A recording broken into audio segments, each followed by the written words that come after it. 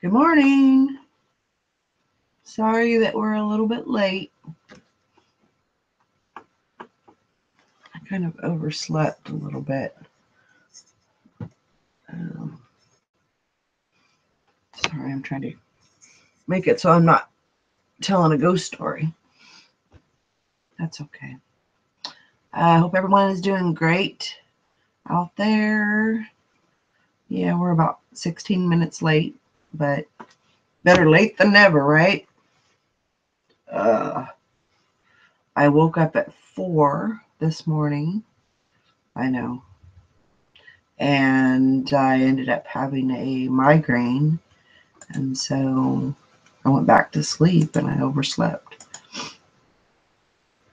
So that's what it is. Not much I can do about that, right? Let me find the chat. So, you know, that's the way it is, and that's the way it goes.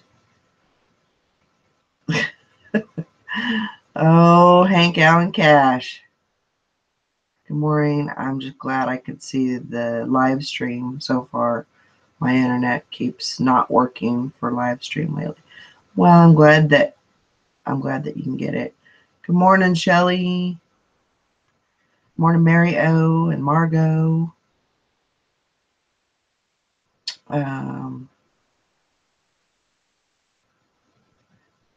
I don't get them very often. I mean, it's really pretty. I can't even find words right now. It's not very often that I get a migraine. Usually, if I'm under a lot of stress or just kind of having a bad day or a lot of things going on, that's usually when it happens. But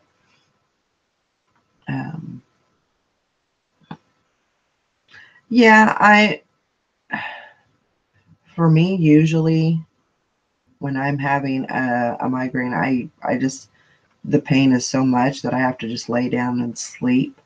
I have to try to go to sleep. At least, close my eyes, get rid of the light. And so, yeah, that's kind of what I'm thinking. The only thing I take for him is a couple of Advil. And when I can feel it coming on, and then I have to lay down, cover my eyes, and usually, when I woke up, I had like a very dull headache, and I'll probably have that all day. But the really bad part of it is over, so I should be okay. And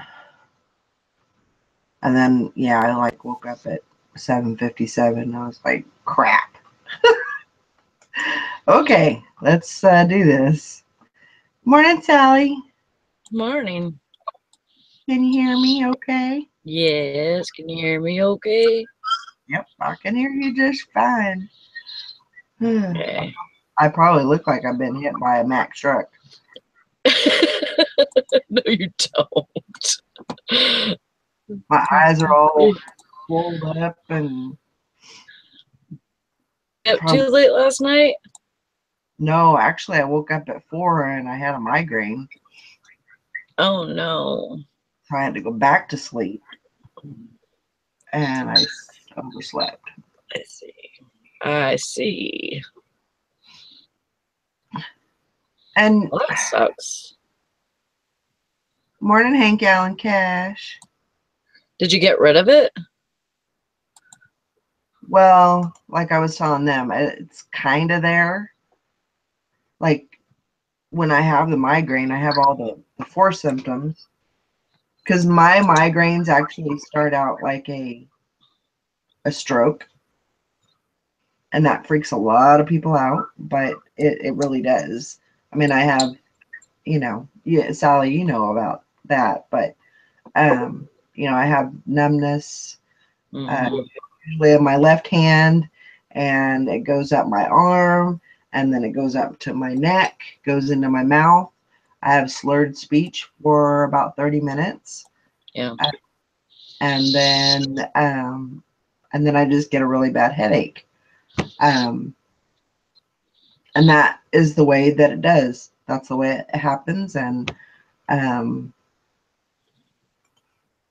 so once I can get through those symptoms, who are you waving at?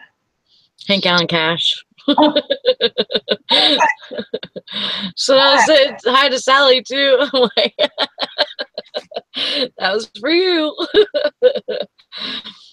but Really once I weird. once I Oh, can once go I can ahead. get that, then I just basically have like a dull headache the rest of the day. So Yeah, if I can get that's through really that, weird. sleep, and then so here I am.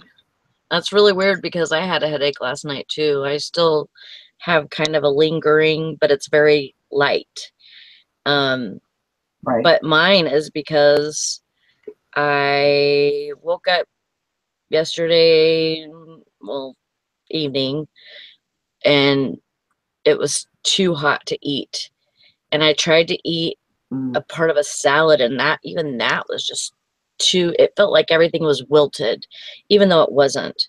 But it was so hot that, um, I just couldn't even get myself to eat. And so I went to work last night at 9, and I didn't have nothing. I didn't have nothing to eat until probably it was like midnight, 1 o'clock, whenever I got a beef jerky and started eating that. And it was like, it was already full force. And I, tried to get, take Advil, and Advil didn't kick it. So it didn't quit until about 6. So Yeah. that's weird. Yeah. Maybe we're more connected than what we think we are. I know. Scurry. Maybe we're supposed to be twins. I don't think so.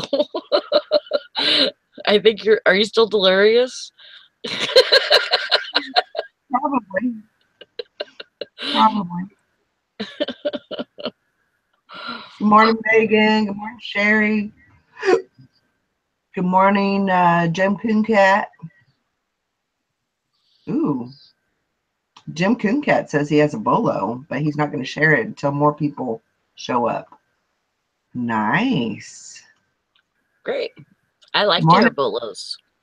Good morning, Tim. Good Just in morning. case. Yeah. Just in case I But ever run across something. it doesn't mean that you're going to, necessarily run out there and No. grab all the ones in the, wherever they're at. But everybody knows how I get my inventory, and so, if I see something, that somebody says, "Oh, this, this is making some money right now. Why would I not grab it if I know it's making money?" Exactly. You know? I It's weird because my earlobe is swollen, and it's been swollen for 2 days. And it feels like not somebody bit me. It feels like something bit me. But Wow. it's like twice the size as what it's supposed to be. It's like shut up. But it's weird. On my ear.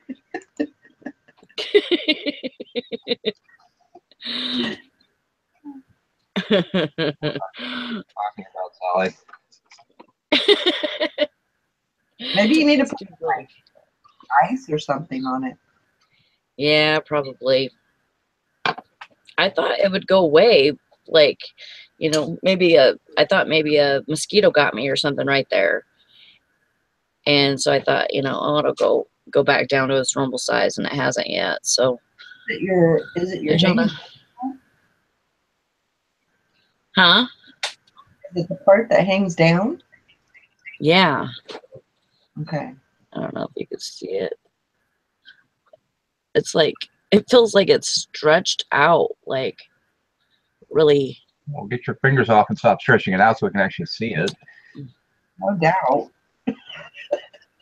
Now let's wait a minute. Now before you do anything, let's see the other side. We have a comparison.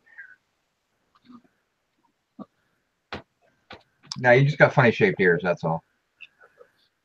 You have a funny shaped head, so shut up. I don't deny that.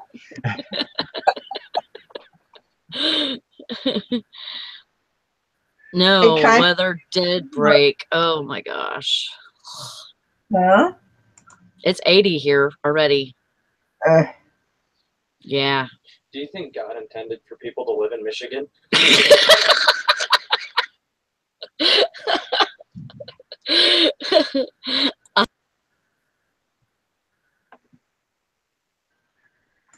I'm certain to think Michigan did. He doesn't think that Michigan wants us to live here anymore. well, I've been trying to tell you that for years. No, We've all been trying to tell you to be successful, you're gonna have to move out of the ass into nowhere. So Get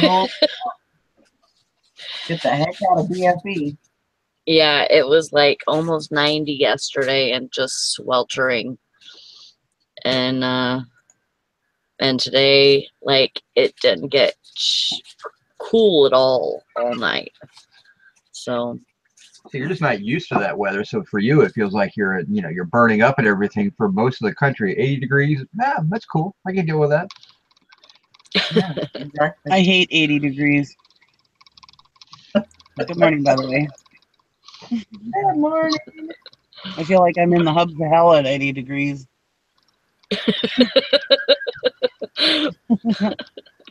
I have a sore on my nose because I got my nose got sunburned the other day.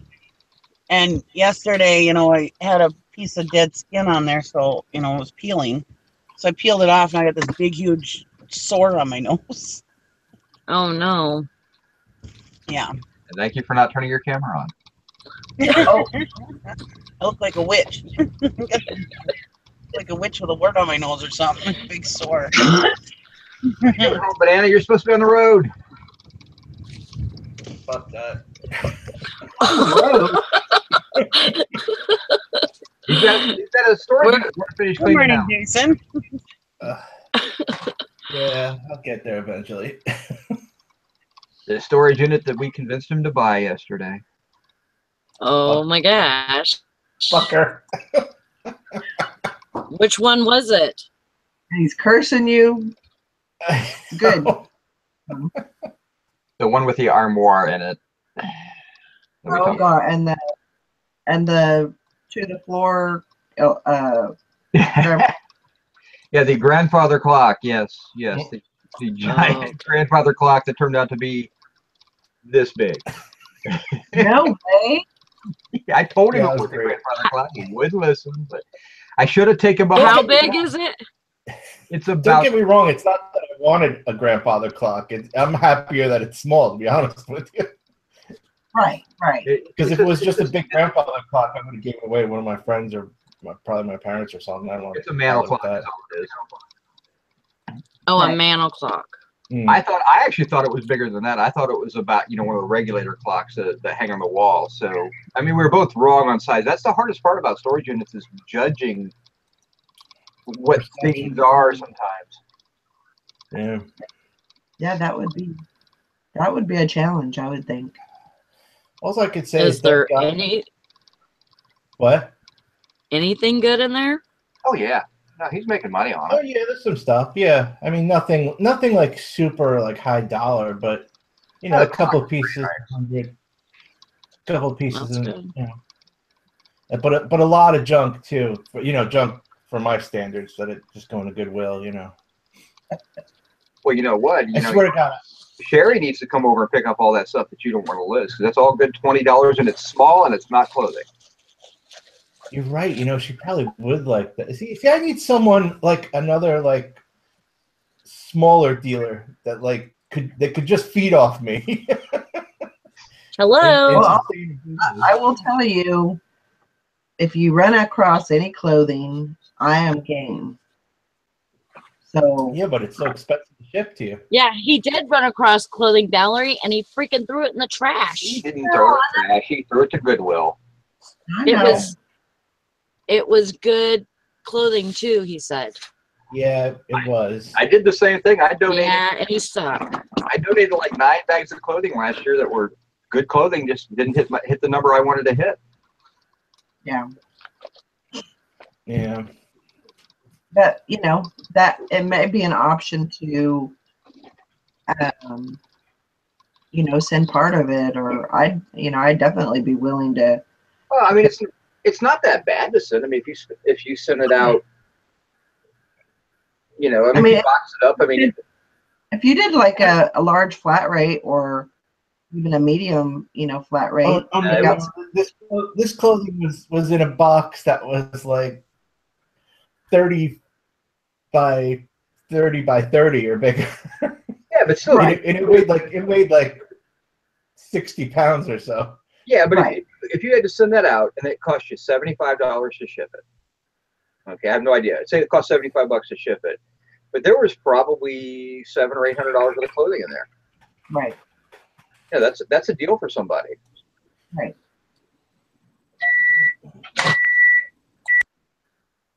Somebody backing up. Get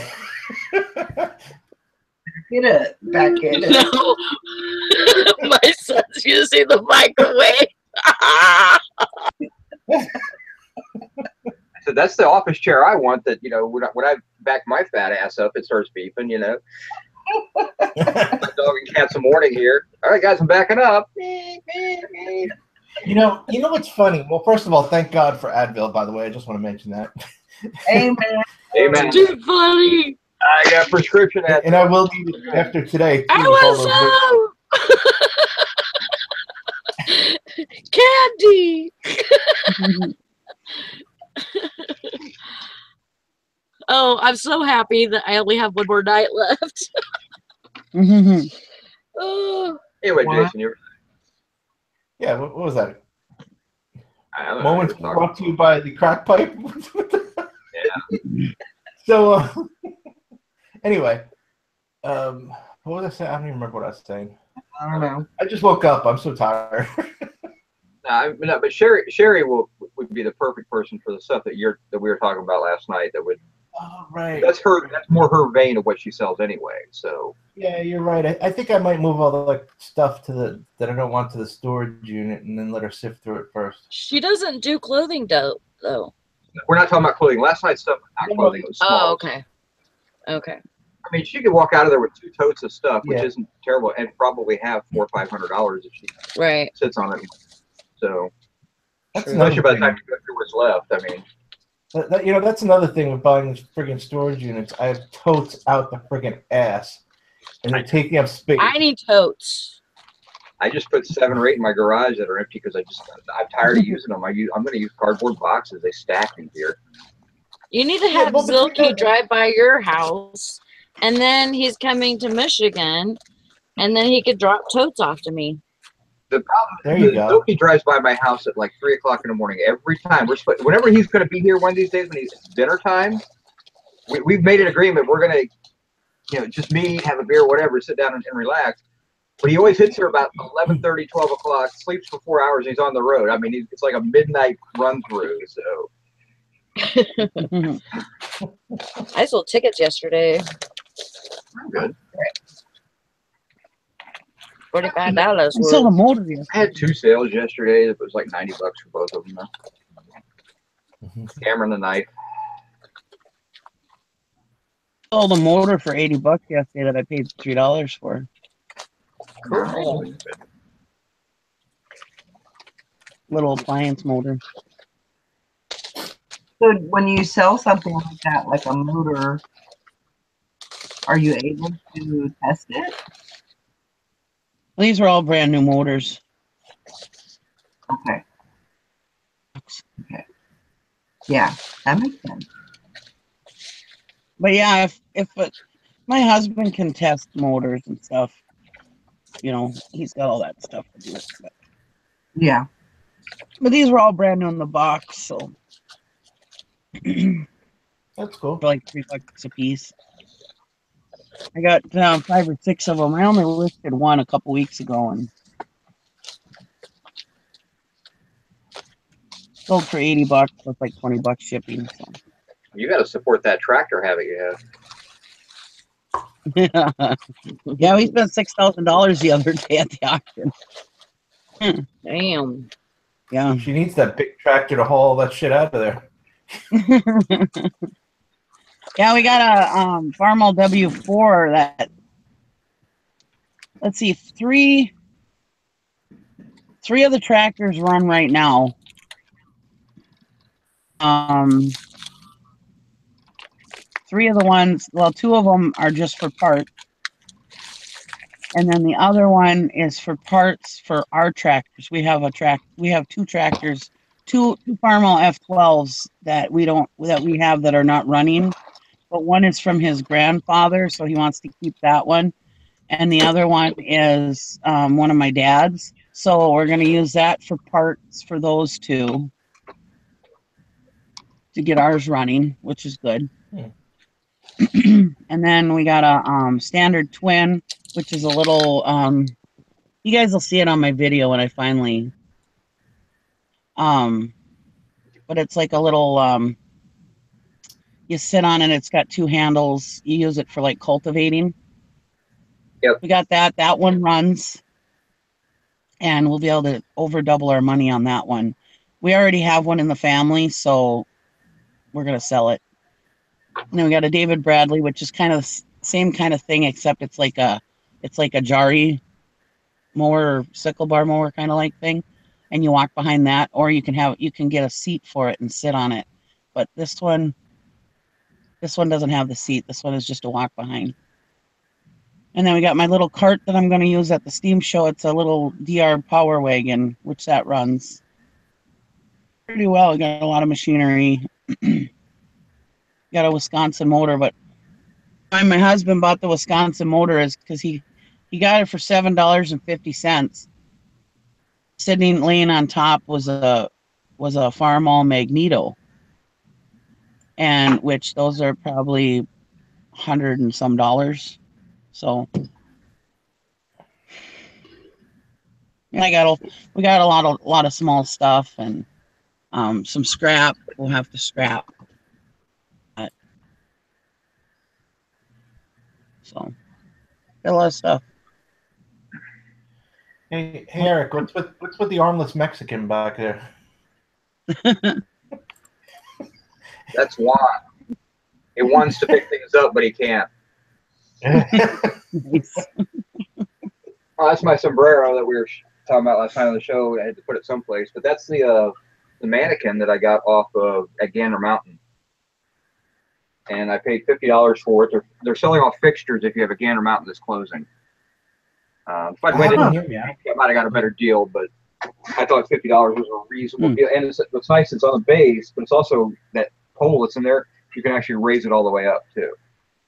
Oh, nice.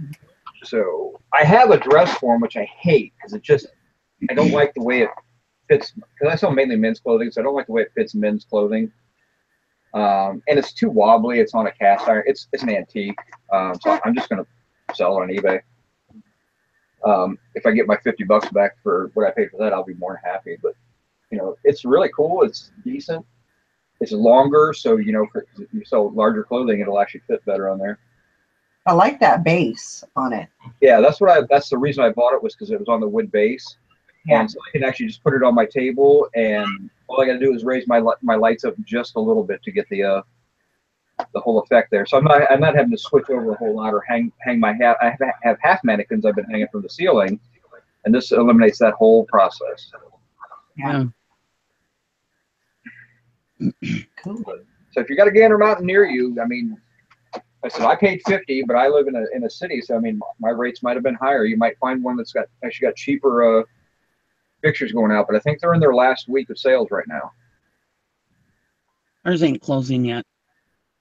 Yeah, some of them aren't, but if you got one closing, and like I said, and they've got all other kinds of fixtures for sale too. So I mean, if you have, Jason's got a warehouse. If you're setting up a warehouse, or if you're setting up a retail store, there's nothing going wrong with going in there. They're nice fixtures, and they've got some good closeout deals on other stuff. I bought a few other things for myself personally, but you got to remember Yeah, that's the best way.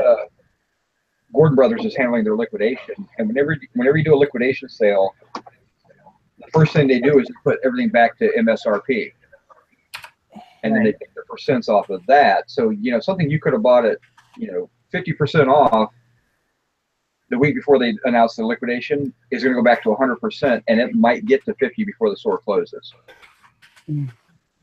So liquidation's a different business, but I mean, that's, like I said, the fixture. I just walked in there just for the heck of it to see what they had left, and didn't even realize they were selling fixtures, and so picked him up. Oh, another thing we bought at the auction was the first part of my building.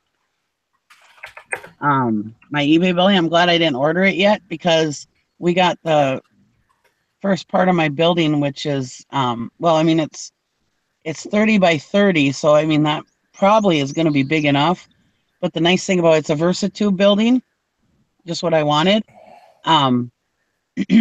But Gary has to build back to it because it only has the 3 sides, or the top and the 2 sides, and so he has to build a back on the back of it. And then, but we got it for, I think it was $750. So tube building brand new is about $2,000 or $3,000. So we got a really good deal. Are you putting that on a concrete base? No, not right now, because you have to have permits to do that here. So we're putting it on skids so that it looks like it's a movable building. Okay. So he's building a wood floor in it. And it's going to be heated and everything with our boiler, with our wood boiler. So he's going to run the lines through it so I can work out there in the wintertime too. The 30 by 30, I don't think I'm going to need it bigger. I think it's going to be fine.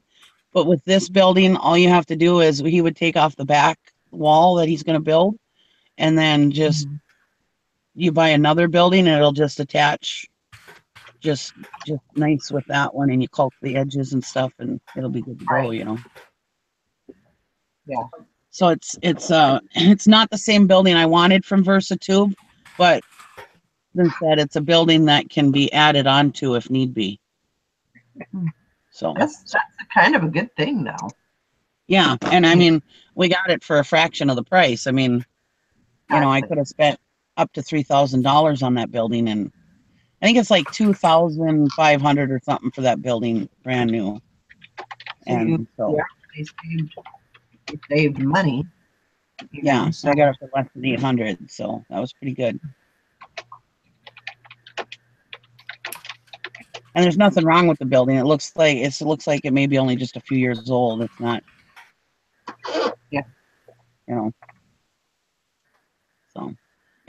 So is that something that is going to be getting started soon? Yeah, he said him and my daughter could put it up in 4 hours. So. Wow. Yeah. We took it down. It was already up, so we took it down, and yeah, he said he could put it up in like 4 hours. Good. Yeah. So now I just gotta wait till he has time to do it. Yeah. That's the next thing. I hear you. But I'm kind of glad I drug my feet on the building, because now we got it for way cheaper than what I was going to pay for my building.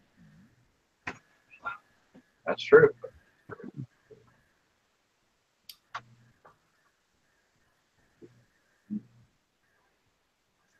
I always like saving money.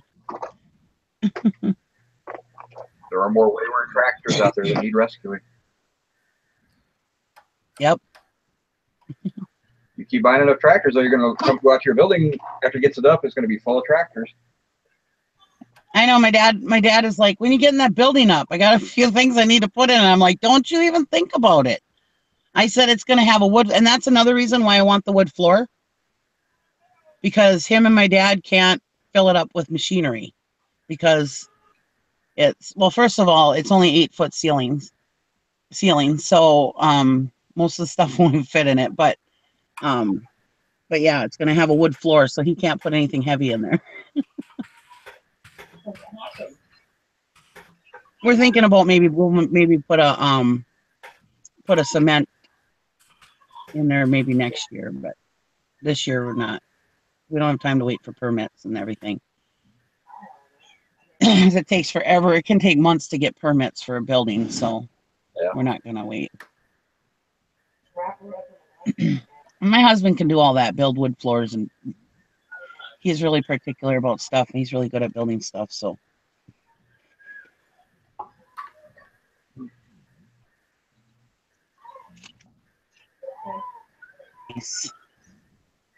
I actually thought of, because I told him, because since he's got to build I could just order the other parts of it from Versatube, but he said that he'd just build a wall. And I told him, I said, well, when he builds that wall, I was thinking about maybe I would just keep the 30 by 30 just for store, for shelving and stuff. And then I'd have him build me an addition onto it for like a little office, is what I was thinking, but we'll see. And he's like, well, 30 by 30, I should be able to just section off a spot for an office in there. It should be big enough. I said, well, Get it? Fuck. Does that mean you got to go actually ship something now? Damn it. Look, they get pissed off when they sell something. I know. You're the only person that I know that does that, Jason. When I was selling like crazy, I used to be like, oh man, I got to ship. Dang it.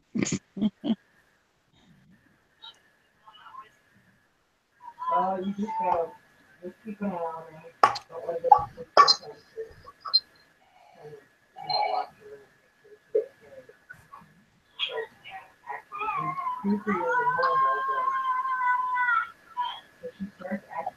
So Sherry doesn't want my stuff. She's still listing from the last load. Oh my gosh. Goodwill it is. Jason, you suck. I'm going to ship it all to Sally. I know. I'm just saying. I'll come over and pick Sally up. We'll go on a road trip. There you go. That's what we can do with your 11 days off, Sally. Come get me, Nikki. We're coming, Jason. Make sure you swing by Ohio too, because I get half the van. That's all I'm saying. You'll have to put it in the dumpster. It won't be the same for her though. The small galvanized. I'll rent a dumpster for you.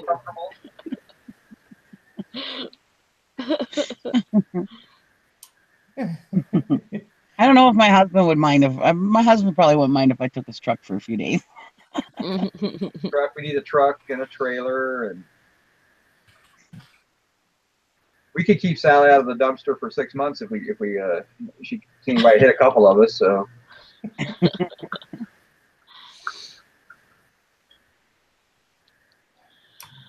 Man, that would be fun. I could literally fill up like a pickup truck of stuff I don't want, and I'm not even just talking about this last buy. I have stockpiles of plenty of stuff I have like lots of stuff that like $10 items that are like, okay, they're worth something, but I'm never gonna get to them, So they just sit and whatever. They'll sit here for years. I call out anything 10. I gotta have at least 20 per item anymore.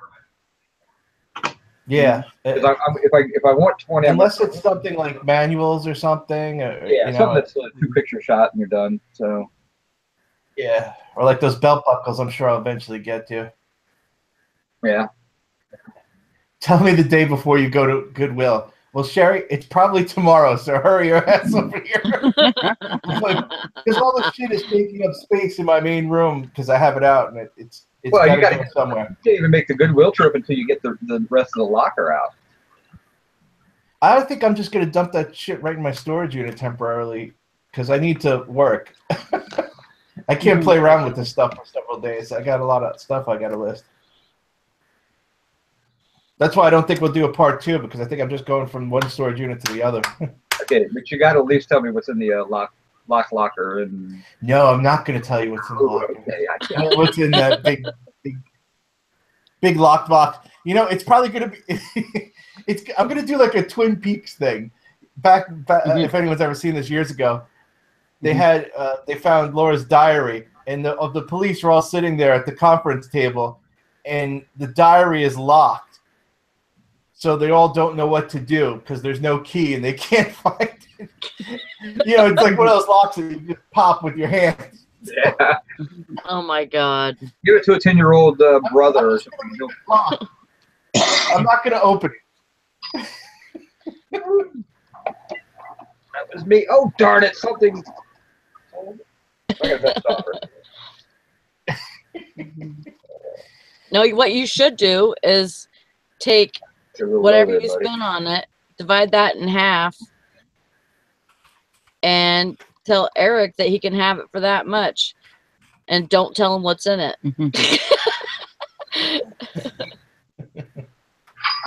Just for that, I'll do that. I'll get it. Yeah. No, I mean, like I said, Jason, he's already going to make probably $1,000 off of what we dug out last night on the stuff he wants to list. Yeah, I mean, you know, we got the knives that are, you know, some are decent, and then a lot the others. And then you got a couple of clocks, and then you got that turbo thing, that hood scoop thing. The Harley cam. I mean, there's enough there to be, like I said, that's $1,000, but we figured he's probably going to have $1,000 worth of stuff he wants to list. And there's probably $500 worth of stuff that he doesn't want to deal with. You got to remember that it was only like 300 something bucks. It was like, you know, like shit. That's like 2 nights taking Jessica out to dinner. You know what I mean? It's like, yeah.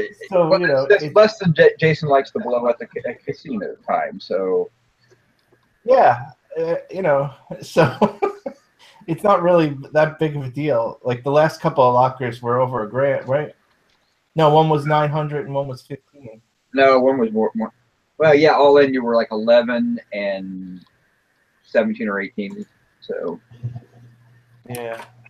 But the problem is your return on those other 2 lockers is in the tens of thousands of dollars.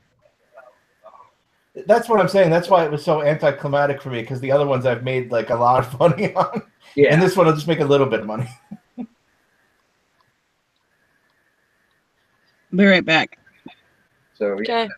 I mean, but like I said, you never know. We know there's good tools still in there. You've got a couple of mystery boxes. Oh yeah, there's a whole box full of tools, and they had like Mac wrenches. So those alone are pretty good, you know. There's that mystery box. There's still a few boxes of collectibles. What else? Oh, and all those weights. There's freaking like 500-600 pounds of vintage barbells and stuff. Oh no. This is what Eric talks me into buying. They're right in the front too. Looks like you working out today, buddy. But And you know it's bad? You know it's bad because when I went in to pay for the unit at the office, the guy's like, "Dude, you know about those weights, right? I made sure I took those pictures. Those suckers are heavy." Oh no. I'm like, "Yeah." it gets even worse. It gets even worse because once I got past the weights in the front, there was a tote on the very bottom of the ground, and I opened the tote, and what is it filled with? Freaking weights. Stacks of them to the top. I couldn't even slide the tote. It's that heavy. What you should do is contact the gym. I pulled out 2 of the little hand barbells. They were 45 pounds each. Oh my God. There's great money in that stuff, though. I'm telling you. Yeah, they're You great should for like you should propping up contact doors some and stuff. gyms or something. Yeah, Jim. So I See, mean, nobody, No, guys they're who want that antique. stuff, they want it for their house. You'll make really good money on it. It's just a matter of how you're going to sell it. That's the hardest part. You got to figure out how you're going to do it because he doesn't like to use Craigslist. Right. Oh yeah, no, the weights are worth some money. They're like, usually you sell a set of 2 for like 25. And believe me, I'll medium and large flat rate those.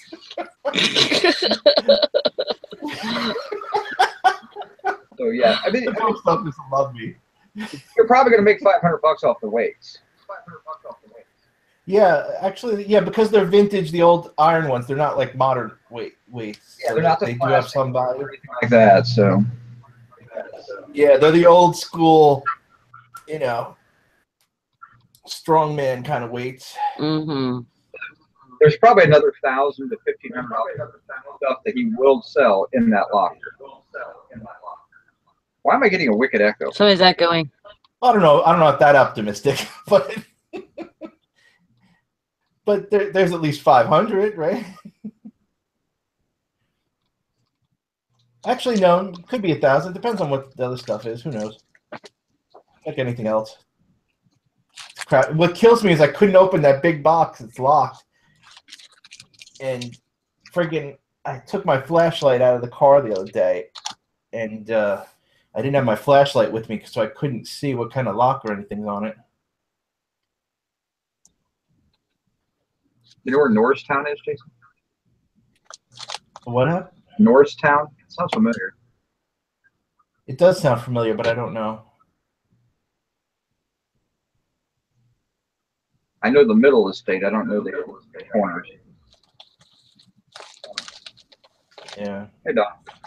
Yeah, I Hey, avoid the gym like the plague. I wouldn't go there to sell it. there's another outlet for you, Jason. What? You could Boat anchor? No. With Dawn, she's near you. Oh yeah. Oh yeah. I mean, she's really close to you. I mean, she's probably no more than 20, 25 minutes away from you. That's true.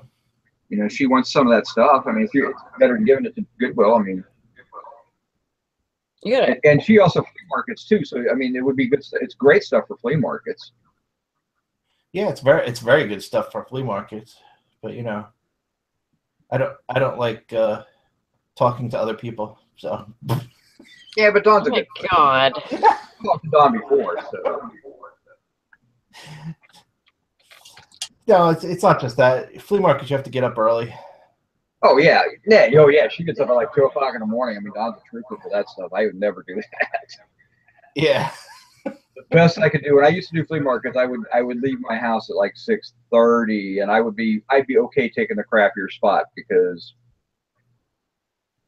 I'm not doing that. So, but yeah, if you Oh, I'm not far from Valley Forge. If it's near Valley Forge, that's like 25 minutes away from me. okay. Actually, even closer to my warehouse. Yeah. So you might have some people. I mean, if you're interested in the stuff that Jason has, I would say just get him on Facebook and just send him a message or something. I mean, he's not great on Facebook, believe me. Yeah. So. Quakertown's close too. It's like an hour, not even, a little under. But it'd be a good way to get rid of some of your stuff that you don't want. Yeah. Well, Sherry said she might come down too. Now, I might just quickly shove it all in the storage unit for right now. Then. Yeah, I take the stuff that you don't want to. I mean, like to me, the clock, the knives, I would keep out, and then I would just maybe the Harley stuff, and then shove the rest of the excess that's too good. That's good to sell, but not great. Put it away, and then trash the rest, and then figure out what's in the next load.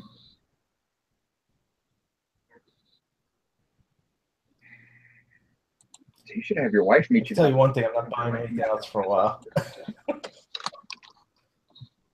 I have too much stuff. We all have too much stuff. I know, but you know me, I'm very like organized and stuff. I don't like an influx of crap everywhere. So if you Well, then you're in the wrong business. if you walked into my house, you'd immediately collapse from a heart attack. Mine too. You're going to seizures if Hey, you hey, keep on mine. you know, I've been doing this a real long time, and I've managed to keep it very organized. So, Do you want to come here and organize me? I don't. oh no, you're a mess. I can do that one.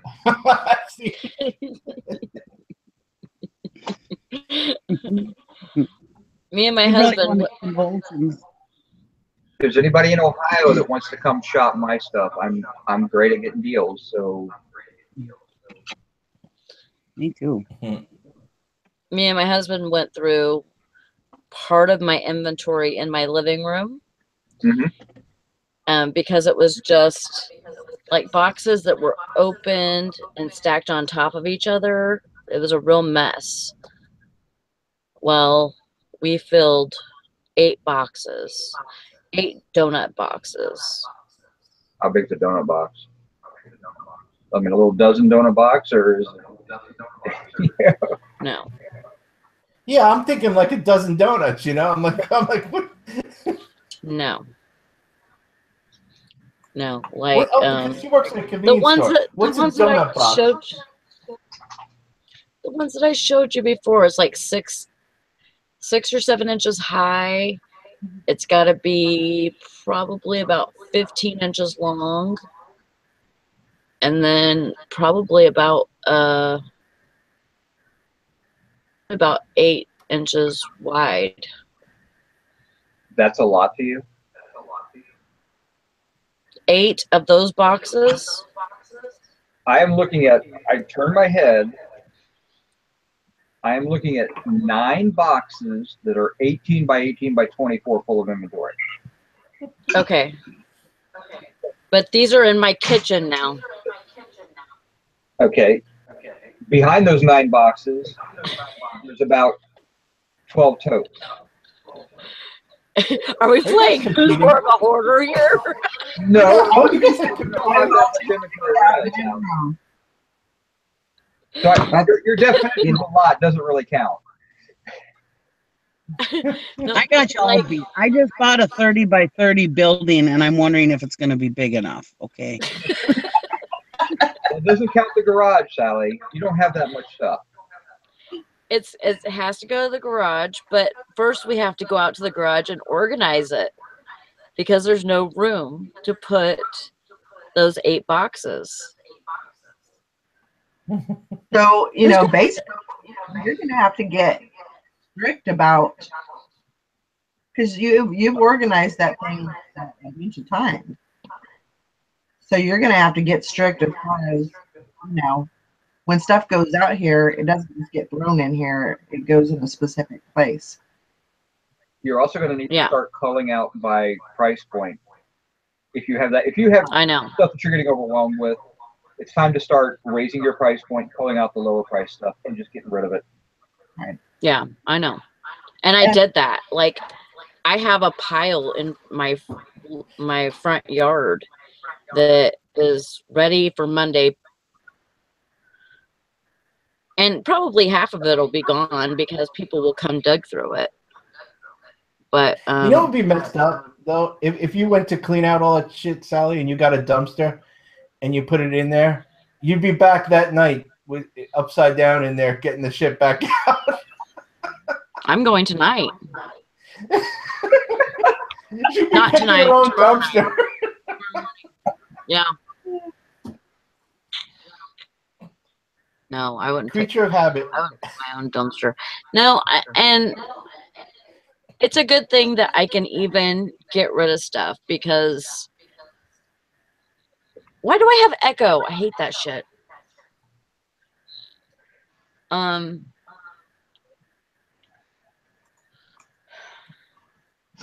Not too long ago, I probably wouldn't have been able to get rid of it. Right. You know, so, and I'm not saying that I'm done. I'm not even done. Like, I'm not even halfway done. Right. It's going to be a long. So yeah. I don't know. Is it me that's echoing? I I don't hear just refreshed. I thought it was me. You have a slight echo. I bet it's Still there. It might be an echo all over. It was gone. There was an echo even when Eric left. it might be Jason. How's that? It's Jason. Yep, it's Perfect. Jason. Jason is the culprit. It's messed up because I don't hear anything or any echo. Everything's clear. Now it's fine. I lowered my volume a little. Yeah, Nope, I just heard it. Your volume's Yeah. just a little too high, and you're getting a bounce back. I lowered it a little more. Testes, testes. That's that fantastic microphone you use. So. I know. Yeah, it sounds fine now. I'm just happy it wasn't me. Me too. Oh. Yeah, I know the price point has to go up. I know that.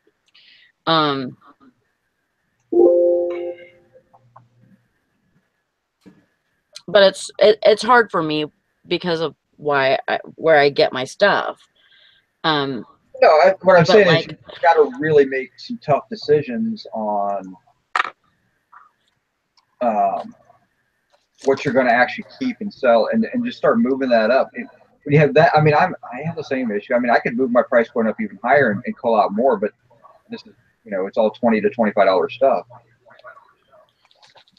Well, you also got to keep stuff for a rainy day too. Yeah. I mean, there's nothing wrong with having a believer in that. Mm-hmm. You There's never know when nothing wrong with having lower cost items as long as they're things like I always keep those stupid hot dog tongs around because I only get $10 to $12 for each of them, but they sell so fast when I list them that they're worth it to me, and I pay like 25 cents for them or 50 cents. Yeah. What are they, exactly? Like the metal Echo hot dog tongs. Yeah, I found some of those the other day. Yeah, and I sell the crap out of those. So when I get them, I always pick them up, even though I only get $10 to $12 for them. Depending on if they're the straight ones or if they're the ergonomic ones. There's curved ones too. But anyways, things like that, that sell fast or sell consistently. There's nothing wrong with keeping some of that stuff around, even though it's lower than $20. Well, if you're having or multiple quantities, that's always good. But when you're talking about when you have 3/4 of your store at $5 to $10 items, well, $9.99 items that you had a free ship to get them sold. It just doesn't make sense to keep those around. You can get those every day. So it's time to move if you're used to selling $10 items, put the lower limit at 15. I will not pick up anything that I can't get at least $15 for. And if I go through your inventory and say, okay, everything in here is a $15 item, everything else is going away. Mm-hmm. And then once you build up that $15 and you're doing really well, and you notice you're starting to get a little crazy, move it up again. Okay, I need to redo my inventory. It's got to be at least worth $20. And then get rid of the $15. That's how you move the needle on your inventory, and that's the only way you're going to get there to where your average ticket is going to be up in that $20 to $25 range. Right. That's what the cat dragged in. Yeah. Don't let anybody in here. We might have the farm sold. Don't say that. Might have sold your property and you have even oh my god, I can't imagine that move. Yeah, we're going to Shopko today. We're going to buy about, I don't know. Yeah, because he doesn't want the property that's for sale. He wants all the property. At least a couple $100 worth of totes. I wouldn't buy couple totes. $100. Go to Home Depot, pick up their 18 by 18 by 24 boxes. They're going to be. What are you guys talking about? What do you got? You need like a friggin' bunch of pods. Well, yeah, but you got to get in the boxes first, and then you get it in the pods. So right now, Tara's packing. Well, right now she's taking some pictures. She's got some stuff laying around, but Right now she's panicking is what's happening. yes, she is. I couldn't sleep last night. It's hilarious. She's losing it. Well, I mean, how long would it take you to pack your farm up? Yeah, but you know how it is. It won't go together. You load it in cartons like an elephant. You eat it one bite at a time. You load up the trailer and then move it. Time to How have big the of a box do you need to fit the horse? I got a horse. Well, they go in a regular horse trailer. You know, it's time to bring an auctioneer out and say I got 2 weeks. I got to clean these 3 barns out. Yeah, well, first I need something in writing that you know. Yeah. Oh yeah. I don't like to count on anything being sold. Somebody bought your house? They're working. They're fixing to. But yeah, Oh. we're gonna sell the house like later. We're gonna sell just the barns first and then the house. But this guy wants the whole thing. See what happens. Ooh. He's the Junk dealer. junk dealer. He's a junkie. He owns it. His son now runs it. He's a retired owner of our local salvage yard. And now his son runs it. But now he's going around buying rental properties and he wants to buy. I think he's going to rent out our house. He's going to use the storage shed because he's an accumulator. His son's a minimalist. It's like the car comes in, it gets stripped, the chaff goes right to the recycler. This guy, he likes to keep old cars and stuff like that. Yeah. So this building's Well, there you perfect. go. Make them a deal on all your stuff. Yeah. That's and he's what got I'm money. saying. He I was can gonna do say, it. You might be able to sell a bunch of that stuff there. Just let it sit there. Yeah, like all those cars and the boats That's what the and car all. snowmobiles. You could get rid of the snowmobiles. Well, there's 4 we want to take with us to Southern Kentucky. Yeah. You're Because never who gonna else need doesn't it. have one? You're never gonna need it. You never know. I want to put it on the trailer and go take it to take the car to the gas station with the snowmobile on the trailer and have people ask, "What the hell is that?" And you know what Tara said about redundancy, so there's several of them. Yeah. Well, 2 of them are Tara's, so they're not. The 2 Arctic Cats are hers. You might use those once every 7 or 8 years. That's about how much I use them right now. Yeah. Why take them with you? That's about how much I use them right now. Yeah, that's why we sold our trail sleds because we just weren't using them anymore. We're too busy getting ready to move.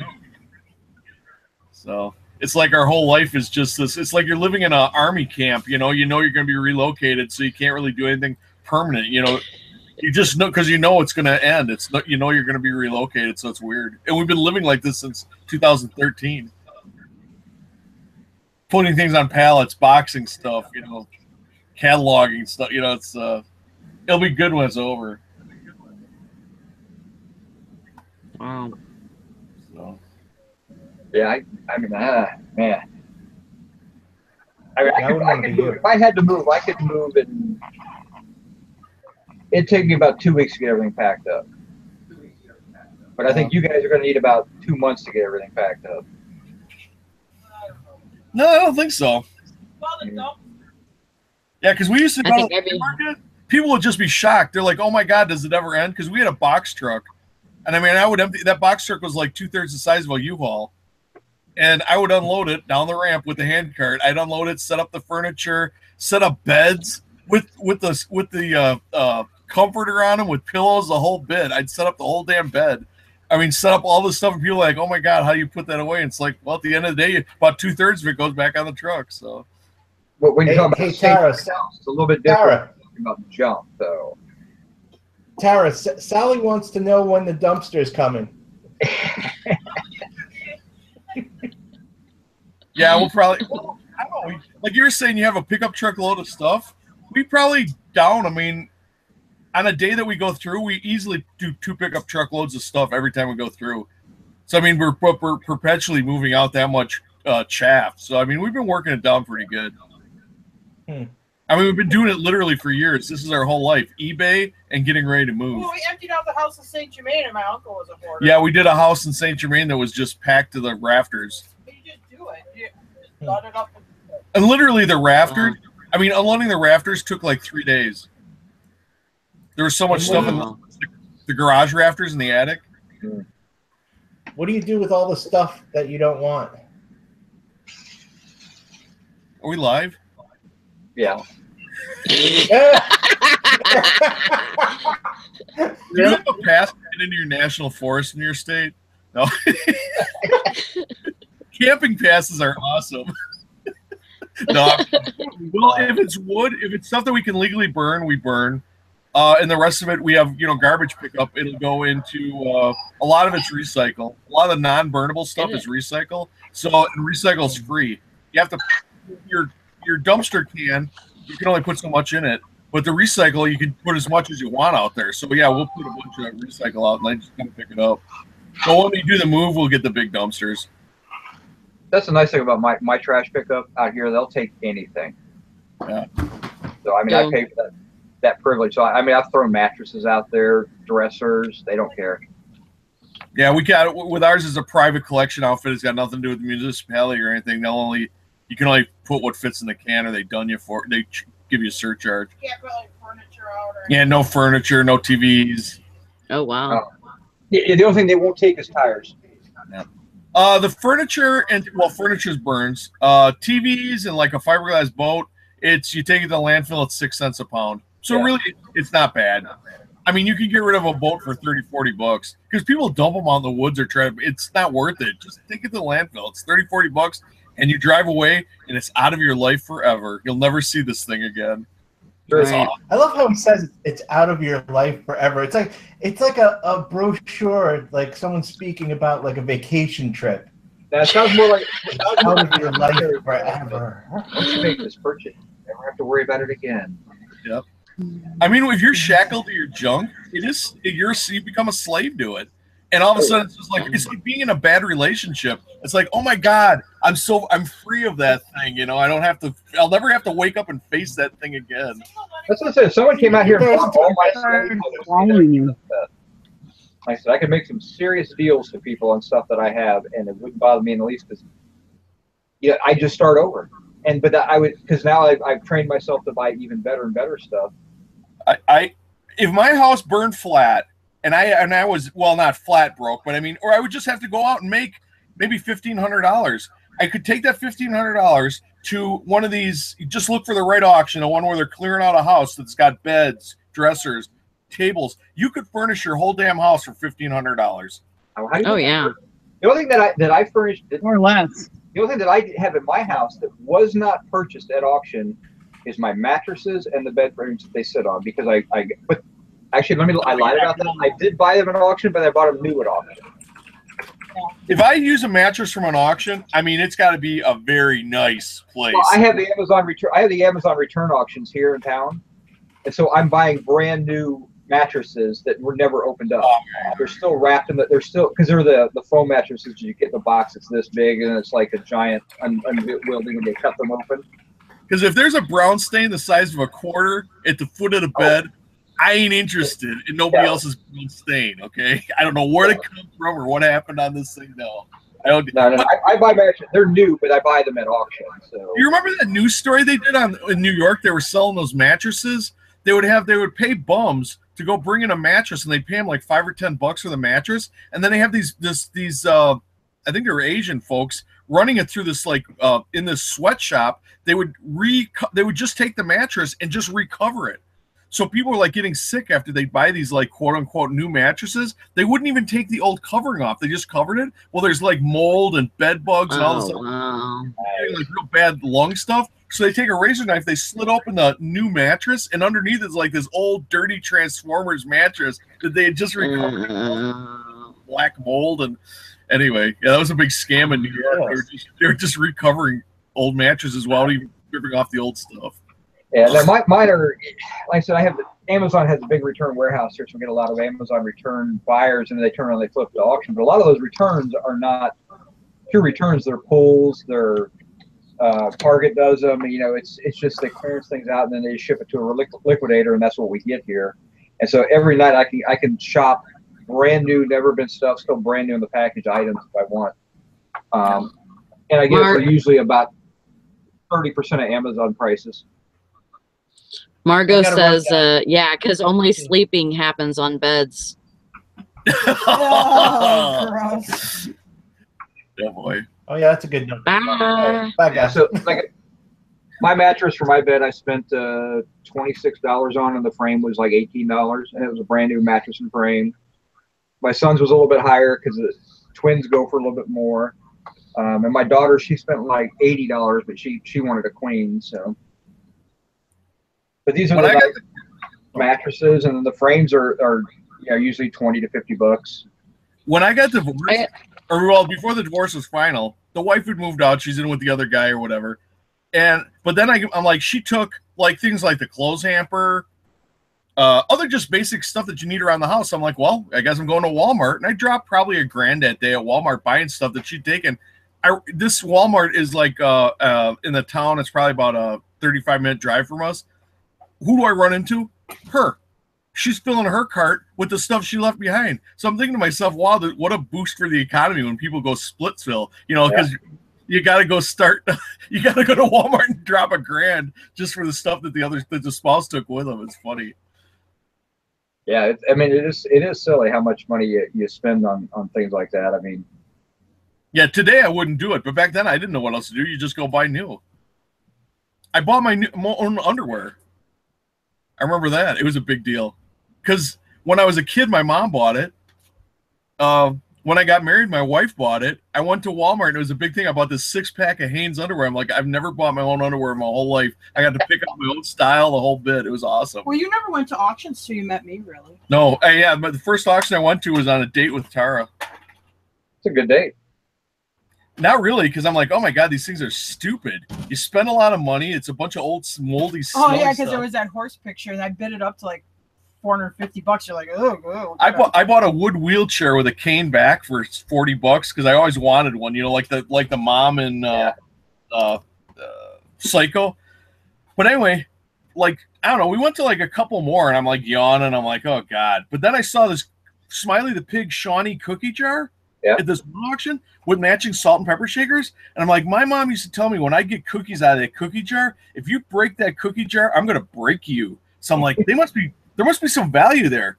So I bought that cookie jar, and I bought the salt and pepper shakers because it had the matching. It was the right kind, and it had the matching salt and pepper shakers. I bought it for $90. I sold that thing for $350, and that's when I got hooked. That's when you're hooked. Yep. That's when I turned a page. I'm like, okay, I get it. I can sit here and watch her buy horsey stuff, and then I can buy stuff that I can resell and make money at.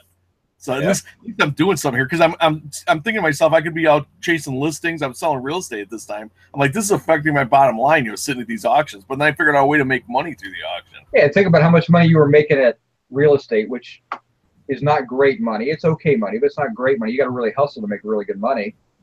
And you're probably making more doing eBay than you were making in real estate. It took me 2 years. 2 years doing eBay to break the best year I had in real estate. Yeah. So in 2 years' time, you did better than your best year in real estate. And I did real estate for 20 years. Yeah. Career. I mean, you make I'm not in a place where you make a lot of money. I mean, I live in an area that isn't a huge economic. I mean, it's towards the end. I mean, when we're selling malls, then you were getting big checks. But I mean, when you're selling houses, when you split it 4 ways, that commission, it ain't a lot. No. Because that's what people don't understand. It's split 4 ways. The offices get their share. The 2 agents get their share each, and the other office gets a share. So that's 4 shares. So when you pay $4,000 commission, that agent's only getting $1,000 before the E&O insurance, before the gas in their car driving your ass around, and all the other stuff. Yeah. Yeah, I mean, you got to average, 1 or 2 houses a week really to make a decent living at it. Yeah. But yeah, and like I said, commercial real estate's where the money's at. But well, Century 21's thing it was a minimum 2-in-1. You had to do 2 listings and 1 sale a month to survive. That was your bare minimum. If you can't do 2 listings and 1 sale a month, they tell you get out. That's Century 21 telling you don't do this. You're in the wrong job. So anyway, but if you hustle at it, I mean, it got hard. I quit because when people couldn't get loans, I couldn't do it anymore. But if it's like this, if you hit it every day, and it's basically your life. When you go out to dinner, you're prepared to be handing out your business card to people, and so or be prepared for people to walk up and start asking you about their house and stuff when you're trying to have a dinner. Go out and have a peaceful night with your family. People are going to interrupt you, and that's part of the job. You just got to You got to go out every day. Like in the morning, I go to coffee with a big group, this big coffee clutch. Can't stand coffee, but I gutted it because you got to be out there with the talking to people every single day. You got to be, and I got burned out on that too. Now I don't have to really deal with people except on email, and that's awesome. No offense to people, present company excluded. Yeah. But you also get to go hop in the truck and just relax. Just go buy junk. Yeah. So, well, Eric, I guess it's just me and you. No, I'm happy. I'm happy for you guys. Hopefully the sale goes through. What's that, I know Nikki? you guys have been waiting. I said I'm happy for you guys. Hopefully the sale goes through. I know you guys have been waiting for this. So. Yeah. Well, she's been waiting for it. I've been afraid of it. You don't count on it though until something. Yeah, this could fall flat. Yeah. Like, I'd say this is a chance though. It's good enough where it's got me scared. Well, the hardest part is going to be, are you going to be ready to make a move down into Kentucky right away too? Yeah, we got about three houses picked out, so we're going to do a crash thing down there. We're going to hit all three, put out offers, and we're going to say this is it. We're buying one this weekend. So whichever one takes it, that's going to be it. Because we'll be a cash buyer, no financing. Yeah, cash buyer. Then are you going to limit the closing time? We'll probably do simultaneous closing, and I'm going to ask this guy for in the transaction. I'm going to ask for time to get stuff out. Yeah. So, and he's got. I mean, this is an investment for him. We did his taxes yesterday, his property tax rolls on the county website. I mean, he's got 2 pages of them. Nice. And I recognize the addresses. They're duplexes. About, I don't know, 35, 40. About 35, 40 properties, car figures. He bought what? He bought your duplex. Yeah, he bought a duplex that my mom and dad had. He's a cash buyer too, then. Yeah, he would be cash too. No inspections. Cash. Oh, I did an inspection when I bought my house for cash. And I did an inspection, so. Well, he'll walk through it. He wants to walk through it, but he's not going to have any inspectors come through. No, I had inspectors coming through mine, so. And even though I was doing that work, I didn't inspect my own house. Well, if you went to, yeah, that's a smart thing to do. But if you remember going to the junkyard, if you've ever actually, or the whatever they call it, automotive recycling place, when you go to that place, if you ever talk to the owner, this is your stereotypical owner of a salvage, gruff, no sense of humor. Yeah, this is a price, and that's it. So, like when I called the real estate agent because he said I need a price on the whole thing. When I gave him the price, I said that's like aluminum can price. So when you go in, it's 45 cents a pound. It's 45 cents a pound. It's not 44 cents a pound. So just so everybody understands, this ain't the stepping off point. This is the price. Yeah, this is where we're at. I could give you the stepping off point, but I'm going to add 25 grand to the price. So if you've never paid full price for anything in your life, here's your chance. Mm-hmm. Anyway. Well, I mean, it'll be really. It's kind of fun though when you do get that big pack of a move, because you get down there and then you got to unpack and figure out how you're gonna sort everything.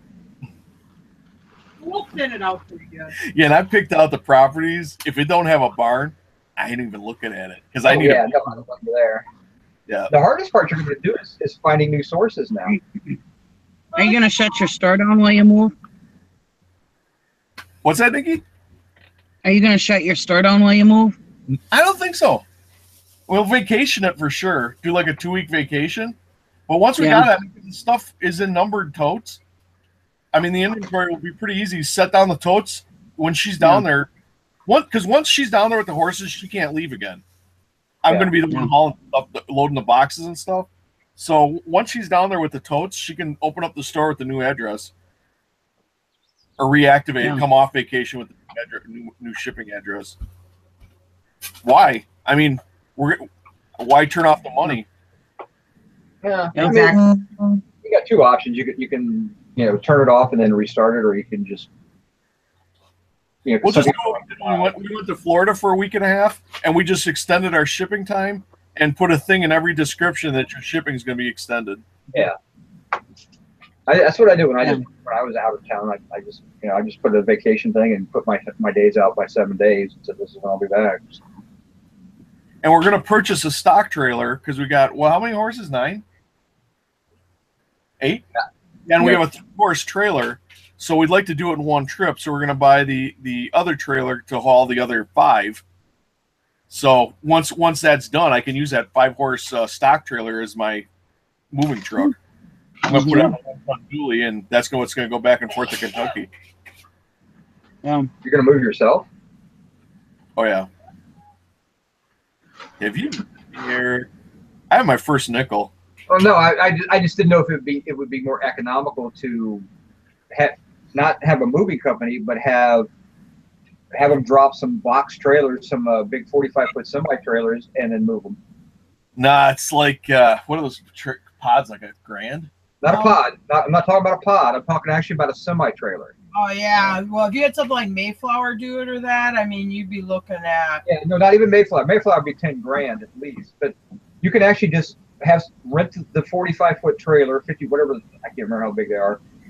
Rent the trailer, you load it up, and all you're doing is you're paying an independent trucker to drive it down and drop it at your place. No, because we're so far north, it still costs a lot of money to pay a trucker to pull the trailer. I used to pay a trucker to pull my shaving semi about 60 miles. And it cost me about $800 without the shavings. It run me $1,200. So down to that far, I mean, it'd be expensive. You're probably to get talking one about $250 a mile. I mean, I don't know. I think it'd be pretty expensive. Yeah, I think we're going to pile miles on the black truck. you know, it's something to look at. Yeah, I would look at it. I mean, you'd be surprised how much you can get into a trailer. So I'm not hauling semi-loads of junk down. Oh, Tara says we can't haul semi. We're not allowed to haul. We're leaving them the semis too. We have 2 semis. We have 2 semi trailers, which we're gonna leave for him because he likes that because that's his business. yeah.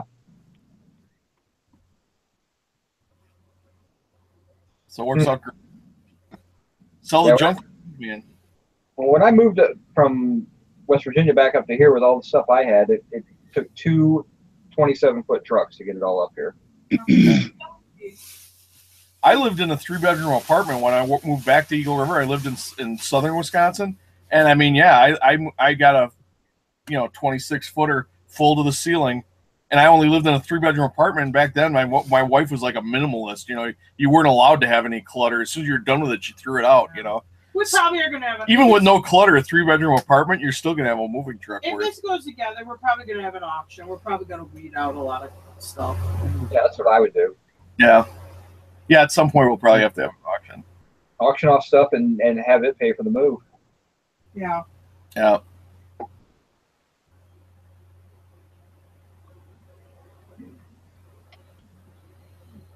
So 4 years. Yeah, so if you're thinking about relocating, just give yourself 4 years and it'll happen. Well, we had a lot of stuff in between. We had a death, probate, other real estate to sell, so that takes a while.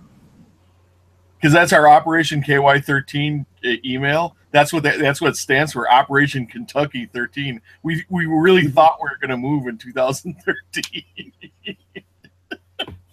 So young, so dumb. So why Southern Kentucky? Why? I mean, I know you showed me where you guys were looking. That's kind of in the butt end of nowhere, Kentucky. Yeah. Lots of land. You can get more acreage with a barn and stuff for less. Because we don't have to be in an urban area because all we need is internet. So as long as a place has got cable and cable with internet, that I can get internet through the cable, I'm good to go. Why do we want to move to? Why? Oh, because she wants to have unbridled spirit on her license plate. No, it's because I want to show saddlebreds again, and you're right in the heart of it. Mm-hmm. You want what? I'm sorry, what? She wants to show saddlebred horses in Louisville and in Lexington. You're right in the heart of it. So but why are you moving down south when you can be moved like in between Louisville and Lexington? I can't afford the property in Shelbyville. Yeah, that's a premium. Shelbyville, everybody knows Shelbyville's expensive. There's the Corvette Museum there and all that. No, you got to. I'm talking about what about Eastern Kentucky or? No, I don't want to be on this. It's too rural. I don't want to do that. And we need flat pasture. A lot of those places are built on they're too hilly. Yeah, there. I mean. Yeah, I don't really want to be on the east side of the mountain. You get in South Central Kentucky, it's nice and flat. It's like southern Wisconsin here. It's nice and flat. It's gently rolling. It's not cliffs. Yeah. That's what we're looking for. Because we could drive then. I mean, it's only like an hour and 15 minutes to Louisville or Lexington. Yeah. Right. Hour and a half to Yeah. Nashville, you'd be right in the middle. And then I'm looking at one over towards Paducah, but we'll have to, if we do that one, we'll have to put our kid in private school. Well, it's like an hour and a half. Yeah. It ain't, because the school is bad. The school ratings are horrible, except for the Catholic school. Yeah. So a kid's gonna get religion.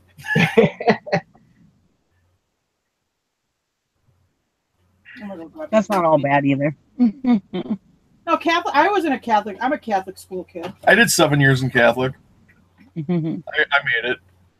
Beth is saying that her hubby and her plan for years to get out of Kentucky. Can't believe people put this effort into moving to Kentucky. Well, you got to be a horseman. Yes. Where did this come from? It was over by your desk. This is that clip I lost. I went into the hardware It store was and on bought the one. floor. Oh my god. What'd you find? I sold this clip. It's an e-clip that I sold like, I don't know, a month ago, but I lost the package. I brought it in and then I couldn't find the damn. I picked the part, but it got lost. Now because we're in here crash cleaning. So anyway, now she finds it. But what I did was, it says 7/16 right on the bag. So I went to the hardware store and for 50 cents, I bought 2 of these clips and shipped them one in a little. I got a little Ziploc bag and shipped them one of the clips from the hardware store, and it worked. Nobody ever said nothing. But I sell these for $5 a piece. But you can buy them at the hardware store literally for a quarter a piece. But that's the factory part. Yes, this is a factory. It's from Hus. Well, it's for Husqvarna, but it's manufactured in Taiwan, so it's probably not much different. I'm sure it's made in the same damn factory as the one I got from the hardware. It's just a machine that stamps them out. I mean, yeah. So anyway, because I didn't want to get it, I can't find I don't have it in stock. Ding. So I'm bad. Yeah. I'm sorry, everybody. It's we're not all perfect. I have a dark side. I'm so make those mistakes. Believe me, I said that. We talked about them yesterday for mine. So I had a few too many drinks and I made a bad decision. Oh well.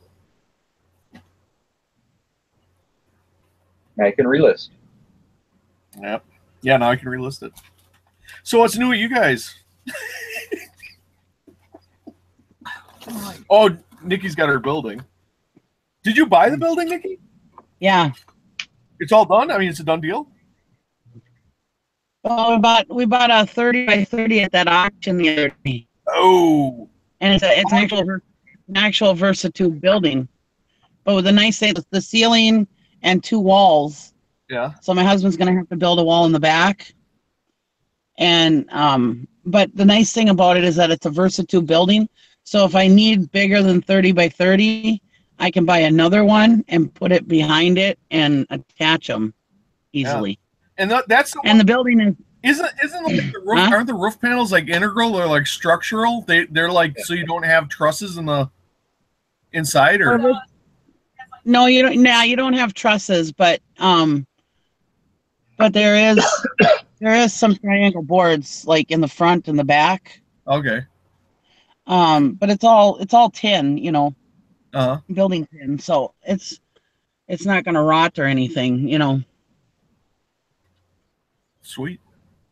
Yeah, and it's white, so go to their website. You can look at them. I mean, Versatube is actually a really cool building system. So it is. And my husband said between him and my daughter, they should be able to get the building up within 4 hours. So, are you zoned? Do you have zoning? Like, can you do ag where you're at? I'm agricultural. Oh, you are. It's an ag building. I am. Pull a permit. You get a building permit for it because just say it's an ag building. Because the thing is up here getting a permit takes forever. It can take months. Right. Yeah. But up here in the township. But in this township, it's really hard to get permits. Check your rules. I believe ag buildings are exempt from most of that stuff. And I would be shocked if it's not that way because you have the farm lobby.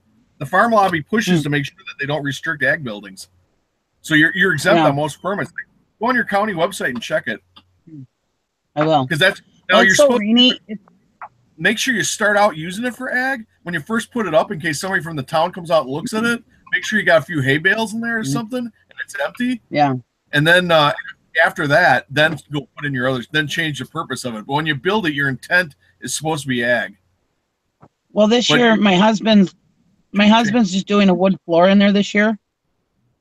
And because for one, it's so rainy this year. It rains like every other day, every couple days. So we don't really want to mess with a slab right now. Mhm. We don't want to mess with permits and stuff. So he's just going to build a wood floor this year, and hopefully next year I'll have my slab. Yeah. Well, if Because you're not this gonna, year, if we put it up, it'll be on skids, so it's a movable building, so we don't need a permit. all right. And then hopefully next year it'll be drier, and you'll actually be able to do something outside. So then we're gonna put a slab in probably. Well, when you do the slab, or before you do this, I would look into that ag thing because you may be off. You may be allowed to do a lot more on that. I'm 99% sure if you're in Wisconsin, because that's what you got. Farm lobbies always making sure that towns don't restrict farm buildings. It's just right now we're in the middle of July. We got steam shows, all of August, half of September, and stuff. Every weekend we're going to be busy with steam shows and tractors and everything else. So it's just going to be easier for him to just do the wood floor now and get that all done so that I can start getting my shit moved in. Yeah, if you're not driving nothing in heavy, wood floor. Because then after September, any time could be snow, so we're really cold. So we want to hurry up and get it up and go in. And it sucks. We got like about 2 weeks of summer left. It's already getting down to the 40s at night here. You can feel it. You can feel it's already getting fall. Yep. This is I know the other night when we were at the auction, or after the night after Sunday night. I mean, it was so cold, and we were at that place taking this building down till 11:30 that night, and it was so flipping cold to death. And here I was the only one who brought 2 sweatshirts with me. Well, neither one of my daughters brought jackets with them, so they both were wearing my jackets, and I had nothing. I was like, "Are you kidding me?" Yeah, when I got up this morning, it was in the 50s, and the other night it was 41. Yeah. Yeah, it's starting to get cold already. I can't wait to get the hell out of here. I'm selling stuff. I'm packing it. I'm getting out of here. I wouldn't have it any other way. I love it here. I told my husband the only way that I would go south is only in the wintertime.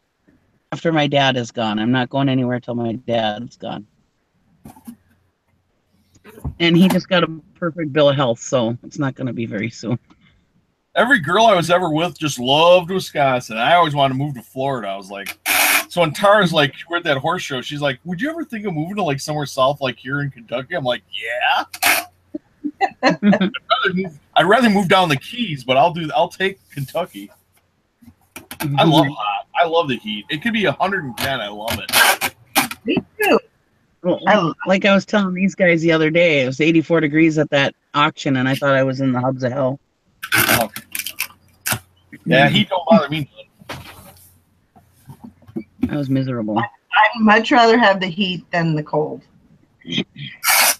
See, what my thing is with the cold, you can always put more on. With the heat, you can only take so much off. I can take a lot off.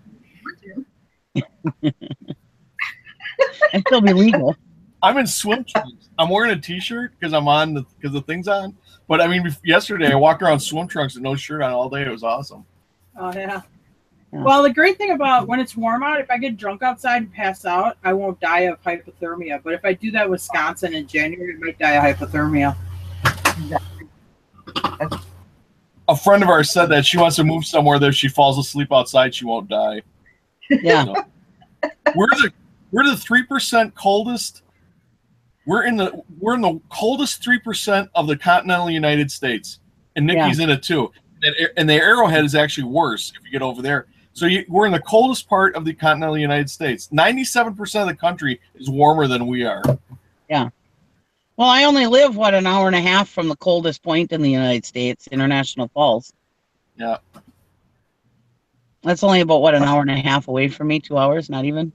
Yeah. They should allow people to live in part of the state. I'm almost as north. I'm almost as north as International Falls. Yeah. So See, our problem is the big lake. We live right on Lake Superior, so that's the coldest of the freshwater lakes. So. Yeah, I won't be going north. No matter what I'm going south. That's the plan. Yeah. But like I say, you know, people are like cold. Well, you know, people down in Kansas and all that, they have tornadoes. The people on the ocean have hurricanes. The people and other typhoons or whatever you call them. And here and where I live, we can have tornadoes, but we don't. I know of that didn't just go overhead and just blow things around. Was when that was probably over 100 years ago. So, like rattlesnakes and bugs that'll eat us or kill us if they bite us. So, I mean, I know my house is going to be there tomorrow. I may have frozen pipes, but pipes are a lot cheaper to fix than the house. Building a new house. I try to keep horses up here. I mean, the extra feed I have to buy in the winter because I have to feed them. Yeah. Tank water heaters I have to run to keep the water open out in the pasture stuff. I mean, if I averaged in all that costs, I mean, easily between the electric and feed, I bet you it cost me probably $900 a month. Yeah. You know, maybe more with the electric just because of the extra hay, because you got to feed them more hay and stuff when it's that cold. And I got to go out there twice a day and clean stalls and take care of them when it don't matter if it's 20 above or 40 below. I still have to go out there, you know. Yeah, you can't leave them, that's for sure. Yeah, yep. You know, when I had pigs and stuff, yeah, it was a pain in the ass in the wintertime to have to go take care of the animals in the wintertime. Yeah. That sucked. Yeah. Hey, Nikki, is your lawnmower broken? Huh? Is your lawnmower broken? No, I'm just looking out your door. Oh, no, on grass. You're supposed to see all my crap over there. There's like a pile of crap over there. It's like all I can see is grass. It looks like it's no offense, it's high. No. Nikki believes in an all natural, letting her yard go back to the prairie land that it used to be back in the 1800s and stuff. So she has 75 tractors, but doesn't use any of them to cut her grass. You better get home working on that lawnmower. That's actually only one part of the yard. Most of it's mowed. All right. Because that's actually what you're looking at. Actually, what you're looking at is a garden that went bad. I had a flower garden over there, and I just gave up on it and didn't take care of it. And now there's a pile of crap there, and the grass grow along. I got to get rid of all the crap there. That's why we didn't mow that part. I gotcha. Yeah, sometimes I'll find like a dirt bike or the back end of a car. I'm like, oh my god, I didn't realize I still had that. Yeah. So as soon as I get all the crap cleaned out of that mess, then we'll get the sickle bar out and bathtub. Found a clawfoot tub once in the grass. So you just never know. Never know. Yeah, so we didn't want to run a mower through there. Yeah, I gotcha. Yeah, we went to go use our brush hog. Well, first we wanted to use our post hole digger. We haven't used them in years. Well, I never used them. Tara hasn't used them in years. But the shafts, because I got to slide back and forth, the PTO shafts are seized up on them. Because we went to the auger, and that was seized. Then we went over to the one that goes on the brush hog, and that one was seized because got rained on or whatever. So that was what we were doing yesterday. We were driving around buying new PTO shafts. I have a little toy built Jari mower, which I bought for when I had the pigs. We kept one part of the field really long, and they loved fresh grass. So I would use that Jari mower all the time, every day, and then I give them fresh cut grass every day, and I just do a section at a time, because then once it's not green, they don't want it. So they don't want hay, Anyways, but it's got like the 3-inch teeth or whatever, and we're trying to find it because we borrowed it to his uncle on it.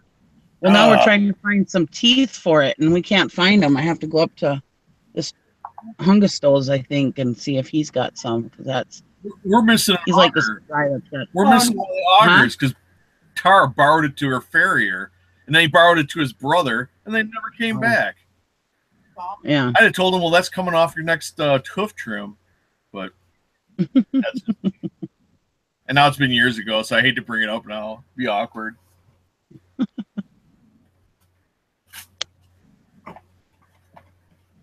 So anyway. Oh, rattlesnakes. When you were talking about no rattlesnakes, yeah, they are in southern Wisconsin. Because we went on this retreat or whatever in college for these RAs or what they had this thing. You came to school early, and then you have to do like this team building retreat or whatever. So we wound up going to this one RA's, her dad's cabin in Prairie du Chien. And me and this other guy, we're just screwing around. There's this, I don't know, probably about a 40-foot limestone rock face. And you know how it really gets washed out, so you got really good handholds. It's 40 feet tall, but it's really easy to climb. Well, we're about 2/3 of the way up, and I reach in one of the holes to grab, and I hear this, you know, like a rattlesnake sound. Mm-hmm. And I'm like, hey, Dave. I stuck my hand in this hole. It's making a weird rattlesnake noise. He's like, come on, we got other stuff to do. We got to get going. Get your hand out of there. Come on, climb up. Come on, let's go. I'm like, whatever, Dave. Usually he's pretty easy going, but now he's like nuts. He reminded me of David Lee Roth. But anyway, it looked like him. Had long hair like that. So anyway, so we get up to the top of this rock thing, and I'm like, yeah, that was weird, that sound. He goes, yeah. He goes, that's because it was a rattlesnake. And I said, I thought it was a rattlesnake. I said, why didn't you say it was a rattlesnake? He goes, because I didn't want you to get scared and fall or something. He goes, I just wanted you to get the hell out of there. But he says, because I'm like, there's no rattlesnakes in Wisconsin. He goes, in Prairie du Chien, there sure as hell are. He was right. Yeah, and I looked it up. And there's copper bellies, which are poisonous too. Wow. Copper bellies? Some of them up here. Copperheads. Or the copperhead. Copperhead, yeah. Yeah. Excuse me. You gotta watch out for that copper snake. Sneak up on you. They'll sneak up on you and only give you 40 cents a pound. I mean, that's the bad thing about it. Oh, man. Copperhead, excuse me. But yeah, I mean, we don't have those here either, so. Old copperhead. You know, I can leave a box in my closet for 3 years, and I can reach in that box, and I don't have to worry about pulling out a nub because a spider or something or a scorpion or some other nasty bug bit me. Well, you shouldn't have snakes living in your house with you. I don't care if they're venomous or not. Well, I mean, like a scorpion or a tarantula or anything like that either. I don't have to worry about. Going where there's scorpions or tarantulas. In Florida, my mom and dad, the guy comes. I'm like, there's a guy walking outside the window. She goes, yeah, that's the pest control guy. I'm like, okay. Was he coming in? She's like, well, no. I'm like, okay. Plugs into a plug on the outside of the building, and it's got little rubber tubes. It was built that way. It's got little tubes that are all through the building. So he shoots it with this anti-termite, anti-spider, anti-whatever. So the walls are all poisoned, so it kills all the bugs. But I've never seen a bug in my mom and dad's house down here. Huh. I never see a bug really within 10 feet of the, well, no, probably about 5 feet of the house. Never saw a poisonous snake. Yeah, never. Well, Oh, they've seen black poisonous racers. snakes. Yeah, they've seen poisonous snakes, but we never been one when we were down there. Well, they get alligators, so Yeah, they got lots of. they'll wake up and there'll be an alligator in the driveway. So You see, I hate bugs so much. When it's starting to be spring, I buy like 2 cans of Raid, and I spray all my door jambs, all my window sills, all my baseboards, and everything, so I don't have any spiders. I have very few spiders in my house. cool. Yeah, I'm frantic of bugs. We got those brown recluses up here. Oh, I guess Tara says there's brown recluses up here. Yeah, there's brown recluse. Got bit by The one. brown recluse here is you only find them once in a while, like if they come in with like somebody on the ships or. Yeah, like when we You came don't back. hear about them up here. When we came back from Florida, I'm sitting there, we had this old wagon, like landscaping thing, an old Conestoga wagon, rotten wheels or whatever. And I'm doing something with the car, and I see this thing flitting around on there. Out of the corner of my eye, I'm like, that almost looked like one of those little lizards. Those little, they call them chameleons, but they're not. They're those little lizards. They're in Florida all over the place. Oh, like iguana? No, it's littler. Geckos. Gecko. Yeah, they're like that. Yeah. So anyway, I'm looking. I'm like, that can't be. So I stare for a while. There he is. I'll be damned. Because we went to Florida in August, and this guy must with the horse trailer, and this guy must have caught a ride, and he made it all the way up to Wisconsin. Oh And I my tried God. to catch him, but Wow. and so he didn't. Obviously, in the winter, he didn't make it. But Yeah. yeah, for part of the I summer. just shit my pants. Well, he's only like 4 inches long. I don't think I would have maybe farted. I don't know if I just shit my pants. It's only 4 inches. I'm scared of a little mouse like that, a little field mouse, okay? Oh, you should have grabbed the tail of that otter I grabbed. I thought it was a stick. I thought it was a slimy stick I grabbed. I was in a boathouse, and all of a sudden this thing, there's a hole about the size of the top of a paint can. I don't know how he did it, but he flipped his head all the way around, turned himself like a button hook, turned around and came back up at me, and he's going, and I'm like, I go, Wow. I dropped him and he went right down the hole. I'm like, oh my God. Because all of a sudden this thing in my hand, it's like moving and throbbing. I feel this thing like gyrating. I'm like, what the hell? Because it's right at the base of his tail. I grabbed him. There's a descriptive word. Well, that's, Shopping. yeah, well, and it was like this big around too and frightening. Yeah. When you expect a stick and it starts moving in your hand, that's not a good feeling. That's what she said. When we were I was scared. how frantic I am of snakes. When we were moving the fence posts after the pigs, making it ready for the goats. And I moved this big rock. Gary goes, I'll move it. And I said, no, I got it. And I slid this rock away. Well, I saw this little snake there. I thought it was a big earthworm. I thought it was like a big night crawler at first glance. So I went to grab it, and it opened its mouth, and I realized it wasn't a night crawler. I screamed and ran with bad knee. I just had knee surgery. Ran all the way to the house. I cried all day long. Every time I thought of it or talked about it, I started crying. It sounds like a nightmare where you pick up something and all of a sudden it turns into something else. Exactly. I was freaking out. My husband was laughing his ass off. I was like freaking out. I was like, I'm not coming to help you anymore. Oh boy. I hate snakes too, Nikki. I'll reach down and grab shit out of a hole. I picked up a board and I did just the opposite. I picked up the board and I picked up this little brown snake. And I'm like to my son, I go, Brandon, I found a little snake. And then I look, I'm like, oh, it's just a night crawler. Yeah. And I thought this was a huge night crawler, and I was getting ready to pick it up to go, look at this huge night crawler, and here it opened its mouth. I was like, oh my God, it's a snake. Boy, it really would have wriggled when you put that hook through it. Yeah, I don't have What I snakes would've caught back here. My dog loves to kill them. He's a snake killer. No, man, I'd like to Yes. borrow them. Our dogs we got 4 dogs, and they're all so damn lazy that we had chipmunks. You could walk on them, the wave of chipmunks going through our yard. Brown squirrels. I mean, they just watch them. They'll run between the dog's legs. They're like, well, I don't even know what to do with that. You know, they don't. A rabbit, they'll go crazy, but those chipmunks, they just ignore them. He hates snakes with a passion, and I let him out in my backyard. It's a privacy fence and everything. I don't pay any attention to him. When he's out there, he comes up the deck when he's ready to come back in.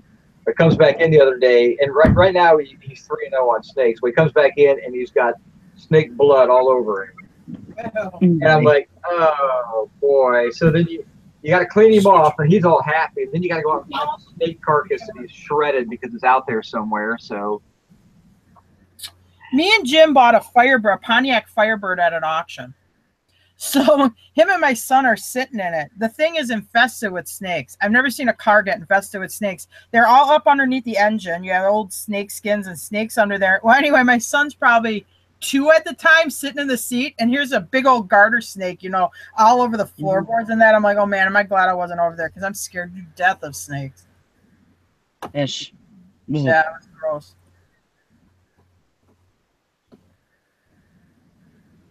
I galloped racehorses when I was younger at a conditioning farm up here, and they were infested with snakes. I think it was because they had so many mice in the barn.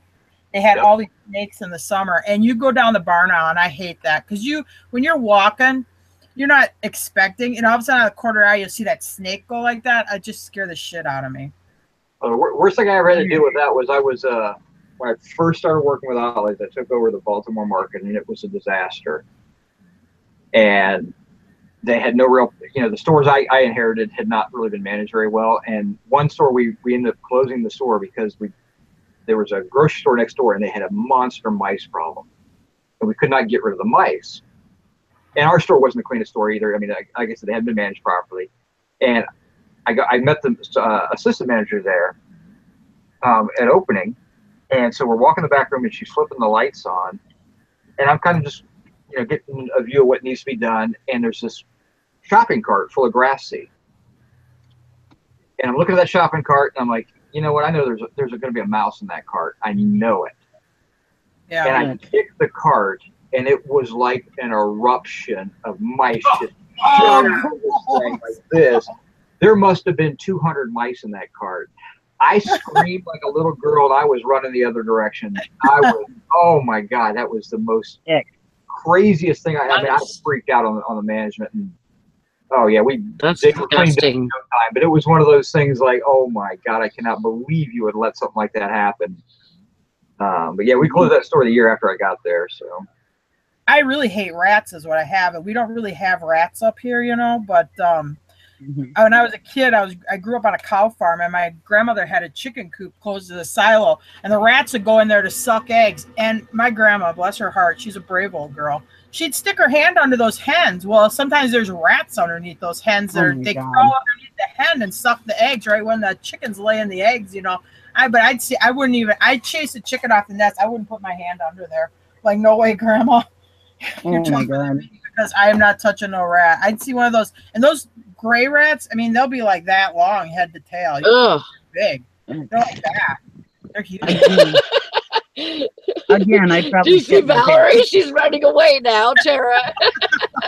I'm not kidding. I mean, they'll be like that. We were at an auction about an hour south of me, and the barn had rats in it. And I haven't seen rats this far north.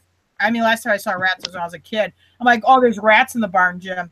So we bought a lawn tractor, and there's a rat underneath the lawn tractor. It's a young one. It's like chocolate brown, but you can tell rats because their head's different than a mouse. It's like their eyes are more up on top. Yep. Anyway, so this guy's like, oh yeah, Jim, there's a young rat. It's just laying there because it's scared. And the guy's like, oh no, that's a mouse. I'm like, that's a rat. I know what a rat looks like. That's a rat. Baby, you know, it's bigger than a mouse. Yeah, it was like it's a baby, and it's about that long already. Oh, no, that's just how big our mice are. It had just beautiful sable color. It was a real pretty. Yeah, it was a real pretty chocolate color. Not that I like rats. Yeah, I'm not. I don't like keeping weird pets. Dogs are fine. I just like snakes and rats. I'm just dogs. No, I don't like snakes. Even cats, I don't want them inside the house. Yeah. They're okay for outside.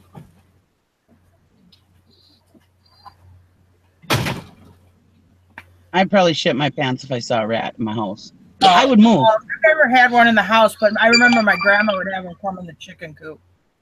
I would move. I think I would too. We don't really have too many woodchucks up here, too. We had a lot of woodchucks down there, too. What's that saying? How many woodchucks? The woodchuck. Yeah.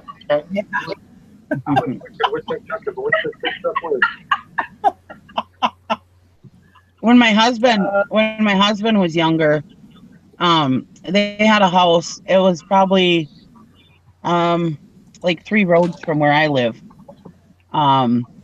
Anyways, it wasn't too far from here. They had a fire in the house. That whole inside of the house burnt. Well, when they were remodeling, they had left something open or whatever. I don't know what they left open. But anyways, when they were remodeling, they put a drop ceiling in. And when they were remodeling, it had all these nice lighting in there. My mother-in-law was sitting back in the recliner and saw a rat run across that ceiling. Oh, in the my lighting. God. And he said that his mom got up, they got in the car, packed up what they could, never went back. Oh, my God. Yeah. Yeah, rats are gross. My grandfather in Chicago, their first apartment, so this would have been, he was born in 1911, so I mean this was a long, long time ago, but in Chicago, my grandmother, they were starting out, they didn't have much money, so they wind up in this rat trap apartment. It was infested with bed bugs. So they're trying everything they can do, to get rid of these bed bugs. Finally, what my grandpa did was take tin cans, filled half with kerosene, and put them at the foot of the bed. Because what would happen is after they did their sucked your blood or whatever, they would leave the bed and go in other places. So he put the cans at the bed on all 4 bedposts of the steel bed, and at night or in the morning he'd look inside the can and it'd just be full of the kerosene would just be full of bed bugs, and that's finally how they got rid of them. Huh. They kept on going to the kerosene, and that was the end of them. That's interesting. Couldn't like smoke in there, could you? I don't. No. Non-smoker. My grandfather was a non-smoker, non-drinker. His father, my great-grandfather, aspirated and died in his sleep, and he was a terrible alcoholic. So my grandpa swore off drinking, and he never smoked either. He was a real straight guy. I never heard him cuss either, not once. Megan or Maureen, the free pile picker, said they had a rat in their flea market bin last week. Yeah. I don't care if there was $1,000 item in there. I wouldn't have touched that bin. My husband would have had to take care of that. No way. Ooh, dead or not, I don't want to see a rat. Now, see, when I was a kid, I used to have a pet rat. We had we had rats at school, and for science, and I loved that rat. It used to crawl all over my neck and in my hair, and it would crawl all over me. I loved it. But then when at the end of the school year, we could take them home or we had to sell them back to the teacher. And my mom was like, hell no, you ain't bringing that thing in my house. And so I had to give it back to the teacher. But I love that rat, but that was a tame rat, of course, the white ones. But yeah, it just, oh God, their tail and now I couldn't even, No. I didn't want to see a pet rat. Ugh. And those beady little eyes. Oh. I don't like. Okay. Let's Let's do away with that talk. I am getting so like my hair is standing up on my arms and my neck. I'm just, I almost moved out of my house when we first moved here with a centipede. There was a centipede crawled up my wall. I almost moved out. Oh my God! When I was in Beaver Dam, which is like southern Wisconsin, we moved to this, and it was a real nice apartment. We're the first people to live in it, so I don't know where the hell this. Oh no, I'm sorry, it was our second apartment. We're the second people ever to live in it because it was the same apartment complex. He put us in a bigger apartment. But my son is going, Daddy, mouse. I'm like, mouse, but he's pointing up at the ceiling. So I look. It's one of those. I don't know if you've ever seen them. They have those real long legs, but they're like come at a right angle. They almost look fuzzy. It's a centipede with the real long, and they're gray. When you look at it, it almost looks like a mouse. I mean, it was as big as a mouse. This thing's crawling across the wall by the ceiling. I'm like, get the rain. Oh my God. Oh. I'm like, he must be using the wrong word because he's a little kid. He's going, mouse. I'm like, oh yeah, it does look like a mouse. After I got done screaming like a girl. Yes. Yeah, he got the other day, my husband bought the contents of the shed, and it was full of hornets or wasps or whatever, and I'm allergic to them. He goes hornet.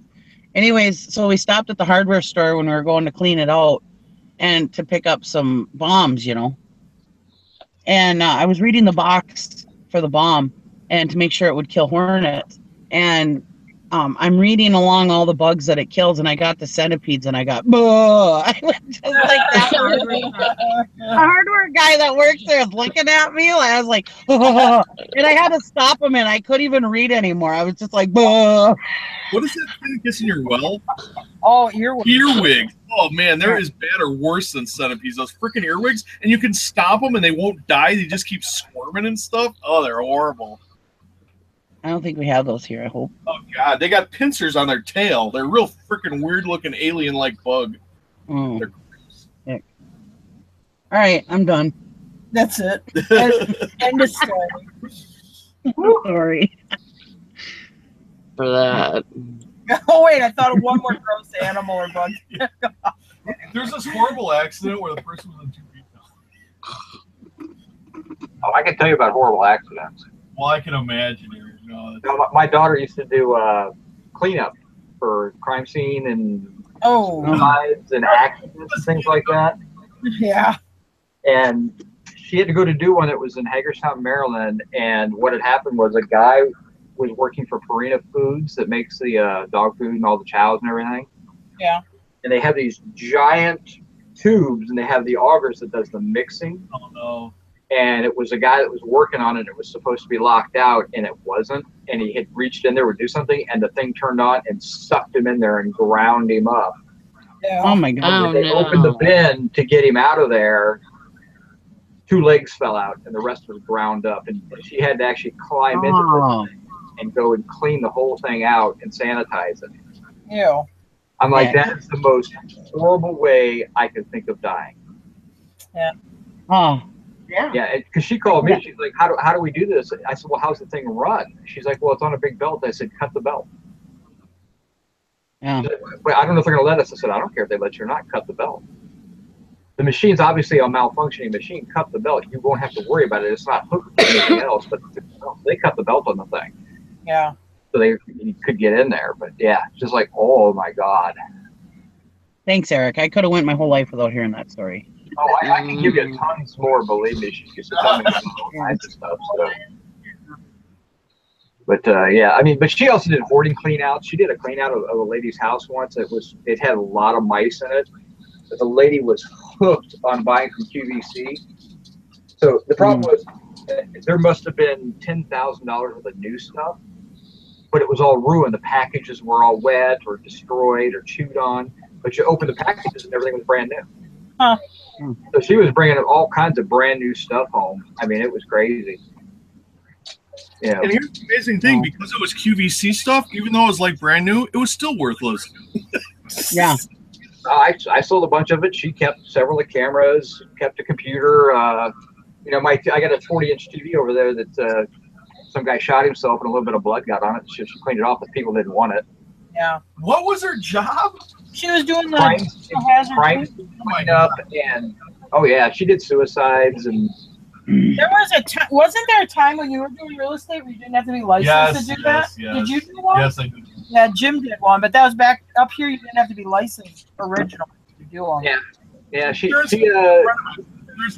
goes, I'm gonna pay. He goes, this pays a lot if you want to do it. I'm like, sure, it pays that much. Was it bad? No, it wasn't actually that bad. She was making $30 an hour doing it. Oh.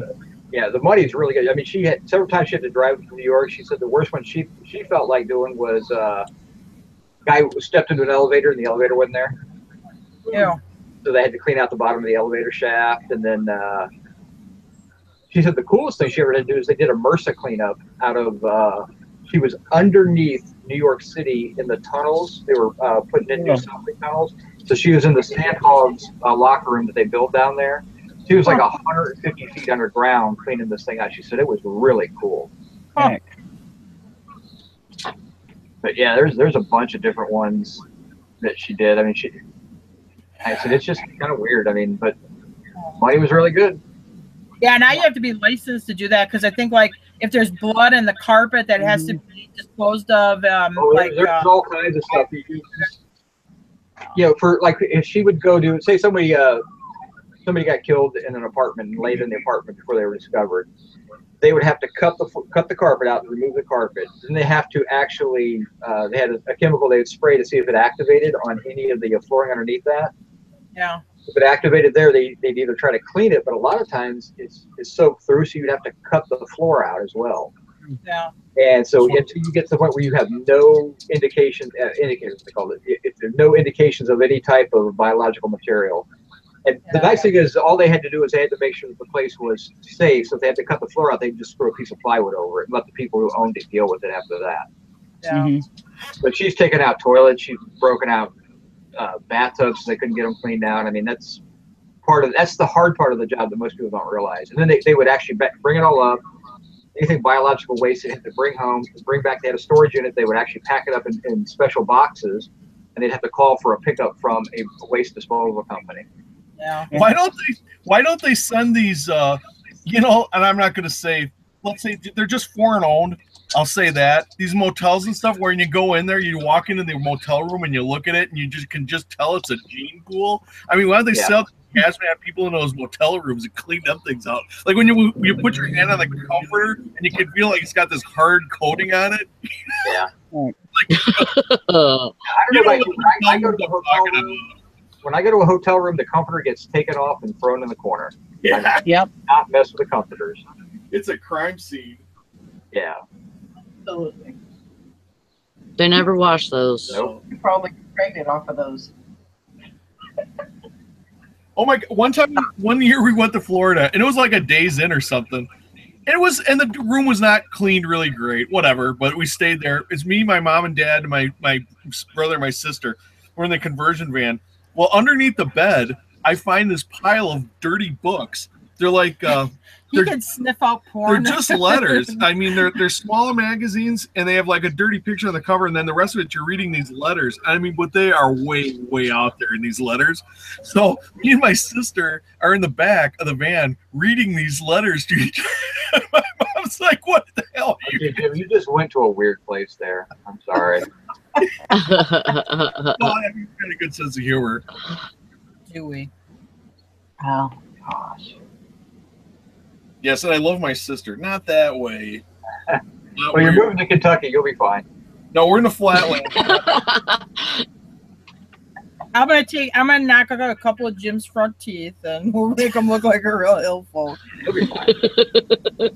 Y'all fit in just fine. Yeah.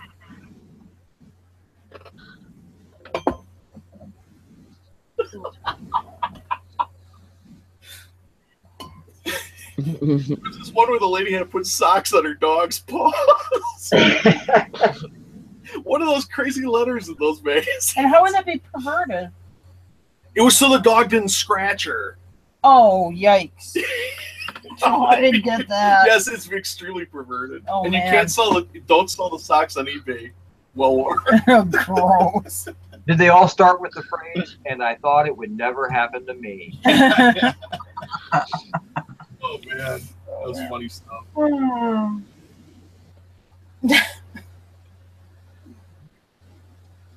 I told you about the dentist, the same thing in the fishing trips. No. Oh yeah, funny stuff. Anybody sold pewter before? Pewter plates, and candelabras, and cups. I have sold like the Norwegian pewter before. I'm looking at an auction. There's probably 200 pieces of pewter. It's not out of sight. I mean, Yeah, it depends on the maker because there's a lot of pewter that's just not really worth a lot. I can't tell anything. I mean, there's some good pieces. There's inkwells. I've identified one or two pieces that are worth more than what the whole lot's going for. well, I'm packing like 8 collector plates right now, so I wish they were pewter. I can tell you that so they wouldn't break. I'm trying to pad them so they're going to make it. Why do you have collector plates? I came in a box of crap. Okay, why did you keep the collector plates? They're collectible. They're collectible. Yeah, It's right. It says on the box. No, what did I sell them for? Oh, Where are 35 they? bucks. Do they sell for $40? I think it's 30. $49.99 I got for 'em. $50. They're Wedgwood King Arthur Where's series. Okay, Wedgwood. Is it still live? Yeah. Okay, spoiler alert. This is actually going to be about reselling. God damn it. This might be actually a little bit about reselling. They're King Arthur. It's a King Arthur, Okay, that's a little different there. and it's Wedgwood, and it's like this is what the hell is the name of the series? It's King Arthur's The Legend Court of or whatever. the Legend of King Arthur. Yeah. So if you find them in that series, we got how many plates? 2, 4, 6, 7 plates, and we They're sold supposed them. to be 8, I think. And we sold them for $50. I bought them for $1 because I'm like, well, they're Wedgwood. They got to be worth a little. Yeah, okay, I didn't know they're Wedgwood. I've only sold one collector plate in my life, and that was because it was number 1 in the series. It was the very first plate of the series, so I had the very first firing of this. I can't remember what the hell it was. And I got like $10 for it. I was like, wow, that's kind of cool, actually.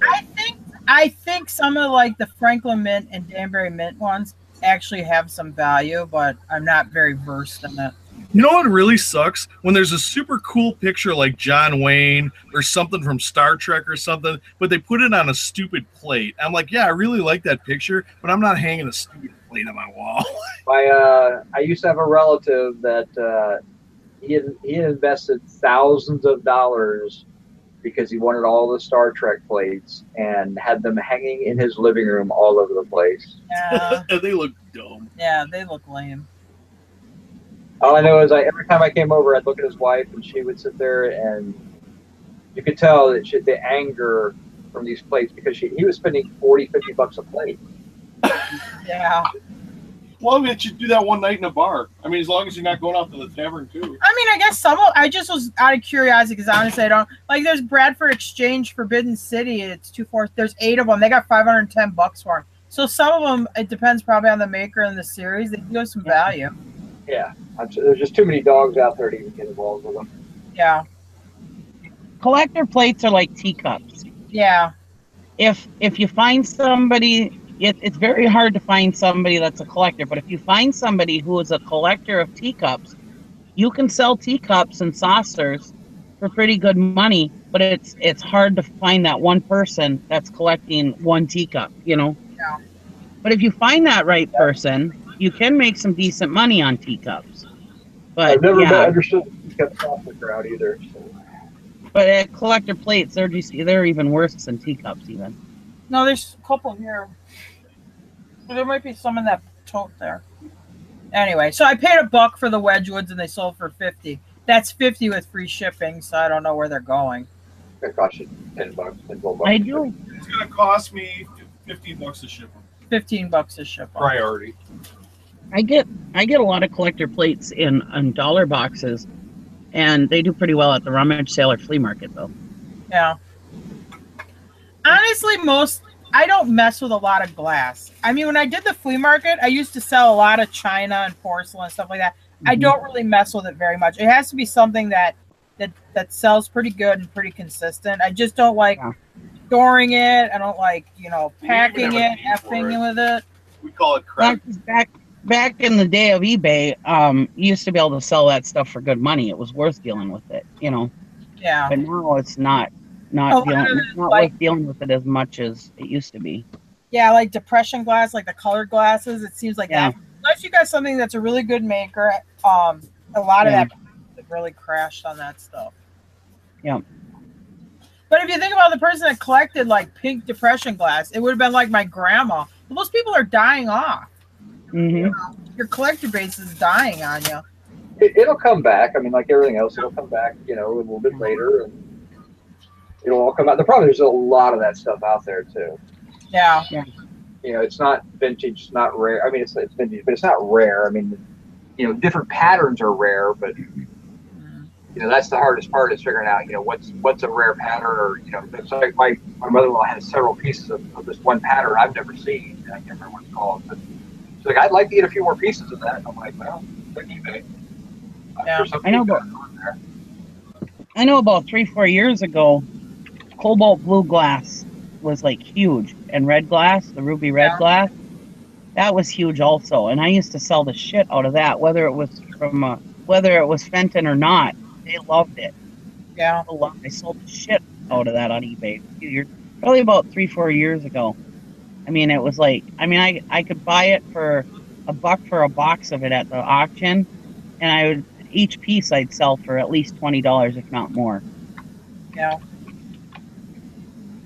I miss those days.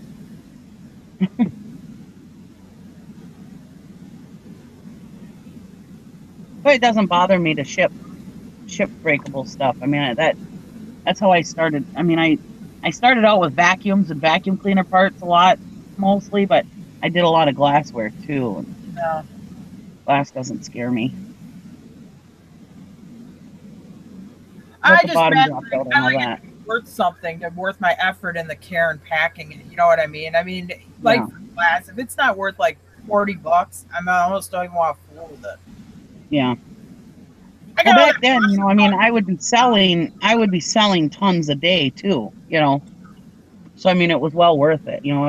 Each piece was only about $20, and sometimes more. But or even sometimes 15, but I never got less than 15 for a piece of glass. And then, but I would be selling, 6 or 7 of them a day, I mean, it was really huge.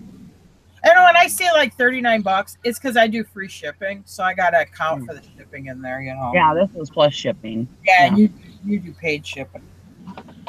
Thrift Daddy wants to know if anybody ever sells radar detectors. I've sold a few. I mean, that's something you got to really stay up on the technology on. Are they okay to sell on eBay? Because they're illegal in a lot of states. The only state I know they're illegal in is Virginia. But those are the kind that you put in your car, right? Yeah. Yeah. Yeah. If you can get the LiDAR ones, the radar and laser detection, those bring okay money. It's just one of those things. If it doesn't have a laser detection on it, I wouldn't even bother with it. But get it in a box, throw it up for $10. You never know. Yep. I would check and make sure it's not illegal to sell on eBay, though. It's not. I know they're illegal in most states.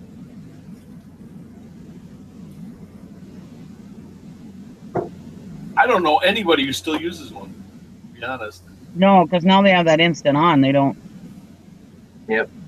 Well, it's funny. In Virginia, if you get caught with one, you have two choices when the cops pull you over. You can smash it in front of them, or you can take the ticket. And the ticket's like $250. But if you take it out and you smash it on the ground in front of them and pick the pieces up, they'll let you go. Huh. They got big signs at any type of border crossing. Radar detectors are illegal in Virginia. Huh. Yeah, I know they're illegal in Minnesota. I don't know if they're illegal in Wisconsin or not. I don't use one. They used to be, but they repealed it. Yeah, you can use them now. Because you used to, I remember everybody have their trucker hat. You'd have your flat brimmed trucker hat sitting on your desk. Yeah, that was where your detector was at. Yeah. Yeah, Virginia actively have the detectors and you can tell when people are using them in every car. Oh wow. So they'll just sit there, and that's because it's a great ticket for them. It's like $250, no problem. But they'll let you get out of it. But I was like 19 years old, and a state trooper pulled me over, and he looks inside the car. He looks on the dash. He goes, "Ooh," he goes, "You don't have a radar detector like Daddy," because he knew my dad. That's little bitch. He gave me a warning. He goes, "You know how fast you're going?" I go, "Yeah, I was going." I looked down the speedometer when I saw you. It goes going 65. He goes, "Well, you're honest. I guess I'll give you a warning."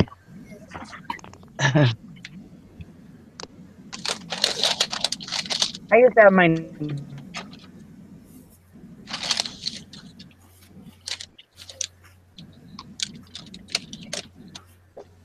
Poor Nikki, we lost. Probably in the grass. No, I'm here. Oh, I thought you were saying something like I used to have mine. I detect my radar detector is always Velcro to the dash. No. And so then, when a cop would pull me over, if I ended up getting pulled over, I'd rip it off the dash and throw it under the seat. actually, the only state they are illegal in is Virginia now. Oh. And Washington, D.C. They are illegal in commercial vehicles under state law in Illinois, New York, and New Jersey. They are prohibited against affixing items to windshield in Minnesota and California, though. That might be where the Minnesota thing is. You can't put them on your windshield. Now, radar jammers are illegal under federal law, and laser jammers are illegal in like 10 different states. So, I mean, there's a few other things, but the radar detectors, Virginia and D.C. are the only two places that they're actually illegal in. Yeah, but it sounds tough. Yeah, where do you buy the laser jammer? Like from Al Qaeda or who would sell? Those are banned in California, Colorado, Illinois, Minnesota, South Carolina, Oklahoma, Tennessee, Texas, Utah, and Virginia. The detectors are illegal pretty much everywhere. So, yeah, actually, the only thing that you would do if you have one is, well, again, it's not illegal to sell it anywhere. It's just whoever buys it couldn't use it. Right.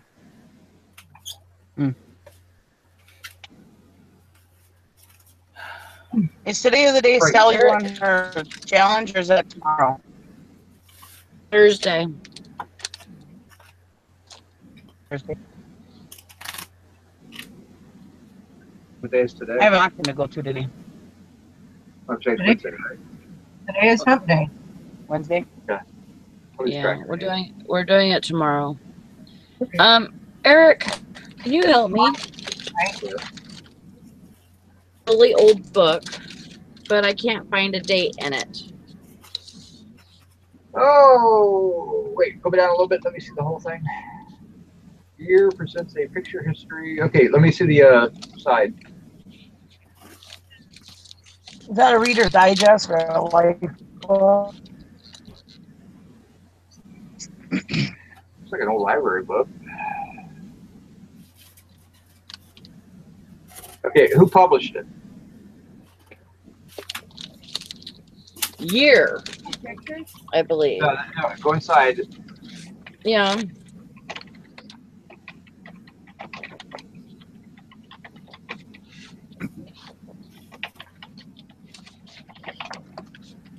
Editor and publisher Baldwin H. Ward.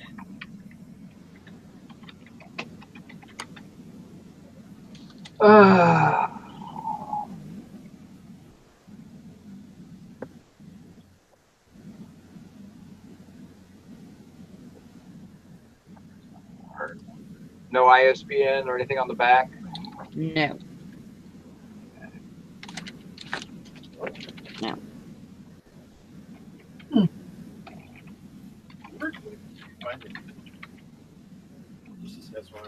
And I thought there would be some kind of year where the publisher and editor There should be is a all year. that. There should be a year it was published. It's going to be in there somewhere I can't find it. on your publishing page. You said Baldwin H. Word. Baldwin H. Ward. W-A-R-D. Word. Okay.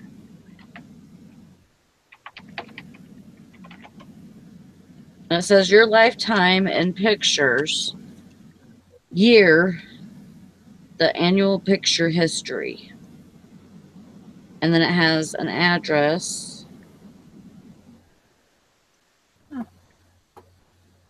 Okay. Year. The year was he did an annual book every year, and he was around mainly in the 40s and 50s. Trying to find picture history of the world.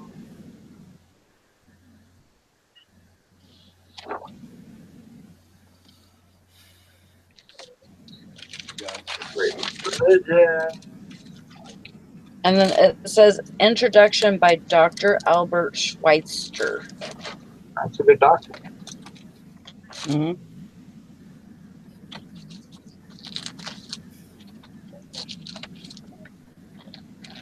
And there's like, I mean, really, if somebody was doing let me see the title. The full title: A Pictorial History of the Bible, Christianity, in 1,000 Pictures, with inspiring stories of all the world's greatest religions.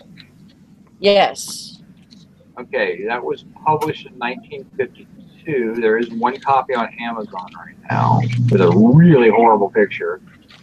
They'll never sell it.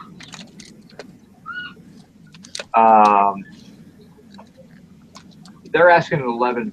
Wait, there's 5 used from 11. Let's see what the actual.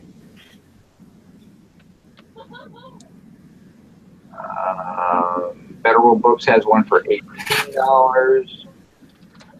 How many pages is it? How many pages? Yeah, curious. The same edition.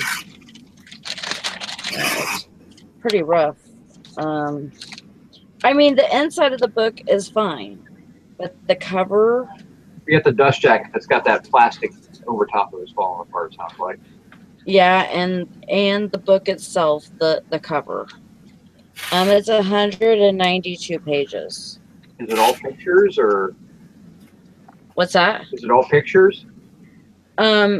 Mostly, yeah. I mean, there's words, but Let me see what you. Let me just open it up to a random page. Let me see what you got.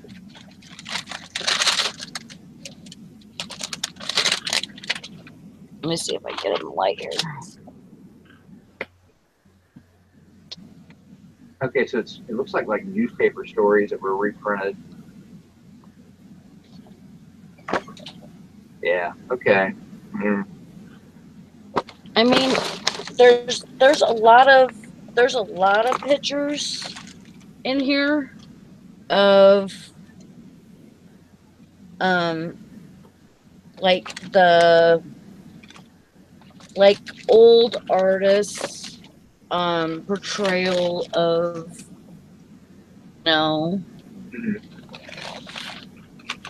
Mhm.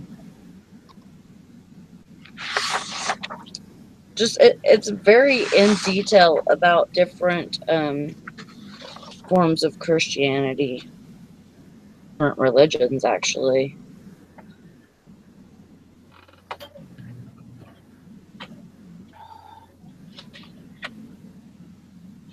Yeah, see, like it has like pictures like this that show, you know, the older style. It's not gonna. I'm trying to find. There's supposedly a copy on Abe books. Here we go. Abe wants $12.95 for it. So you're talking about $16 for shipping. Yeah, to me that doesn't seem like very much to be even worth it. And there was a fair. You know what? It's probably if you can't find it on eBay though, Mm-mm. then I would probably still list it. But I would probably want at least I would want $14.99 because it's going to ship for under $4 because you can media mail it. So it's going to be a pain in the butt to ship because you got to have a big enough package for it too. Yeah. But you know that's up to you if you want to list. I mean, it's rough condition, but there's not that many out there. So.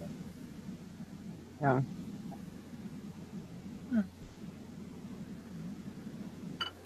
Maybe. That kind of book you can wrap in cardboard too. Huh? That kind of book, a big book like that, you can wrap in cardboard to ship it. Yeah. Yeah.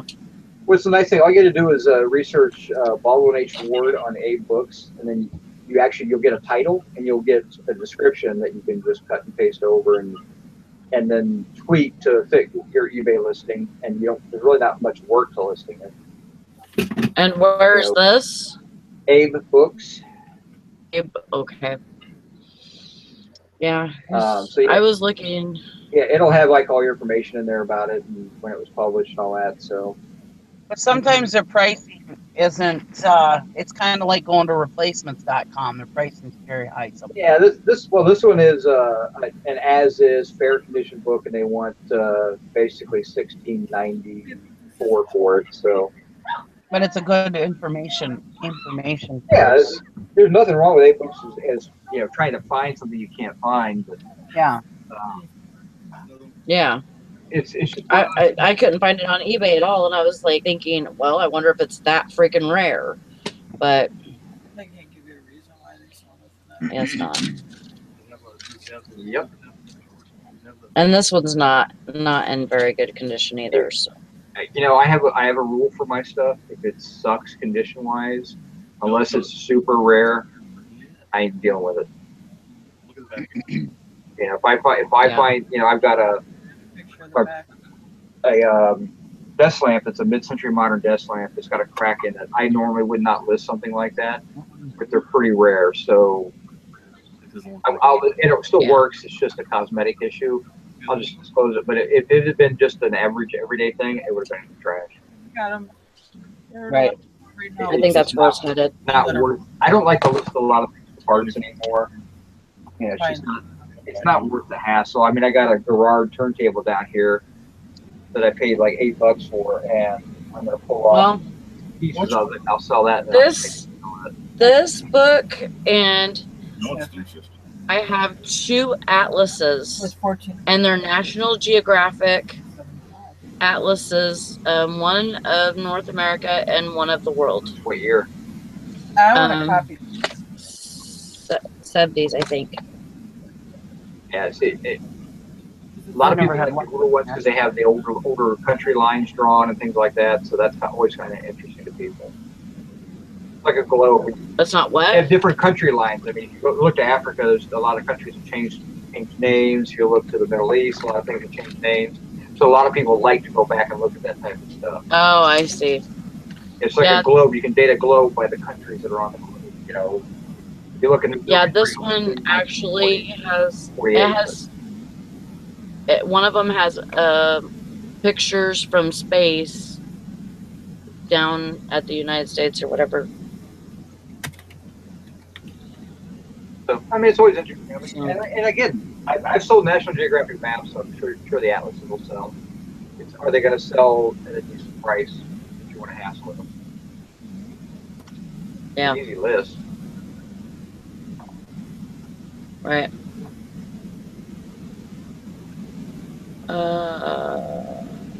Break. Ooh, I've never had much luck with National Geographic atlases. 10-15 bucks maybe. And they take forever to sell.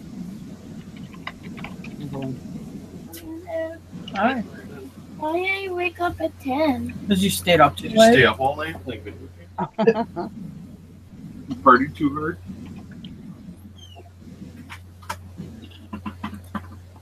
Hi, Brandon. He's not quite fully awake yet. He just woke up now. It's 11 o'clock. He just got out of bed. The National Geographic atlases actually bring decent money. And, you know, when they were published and everything, but I've seen $10 to $40.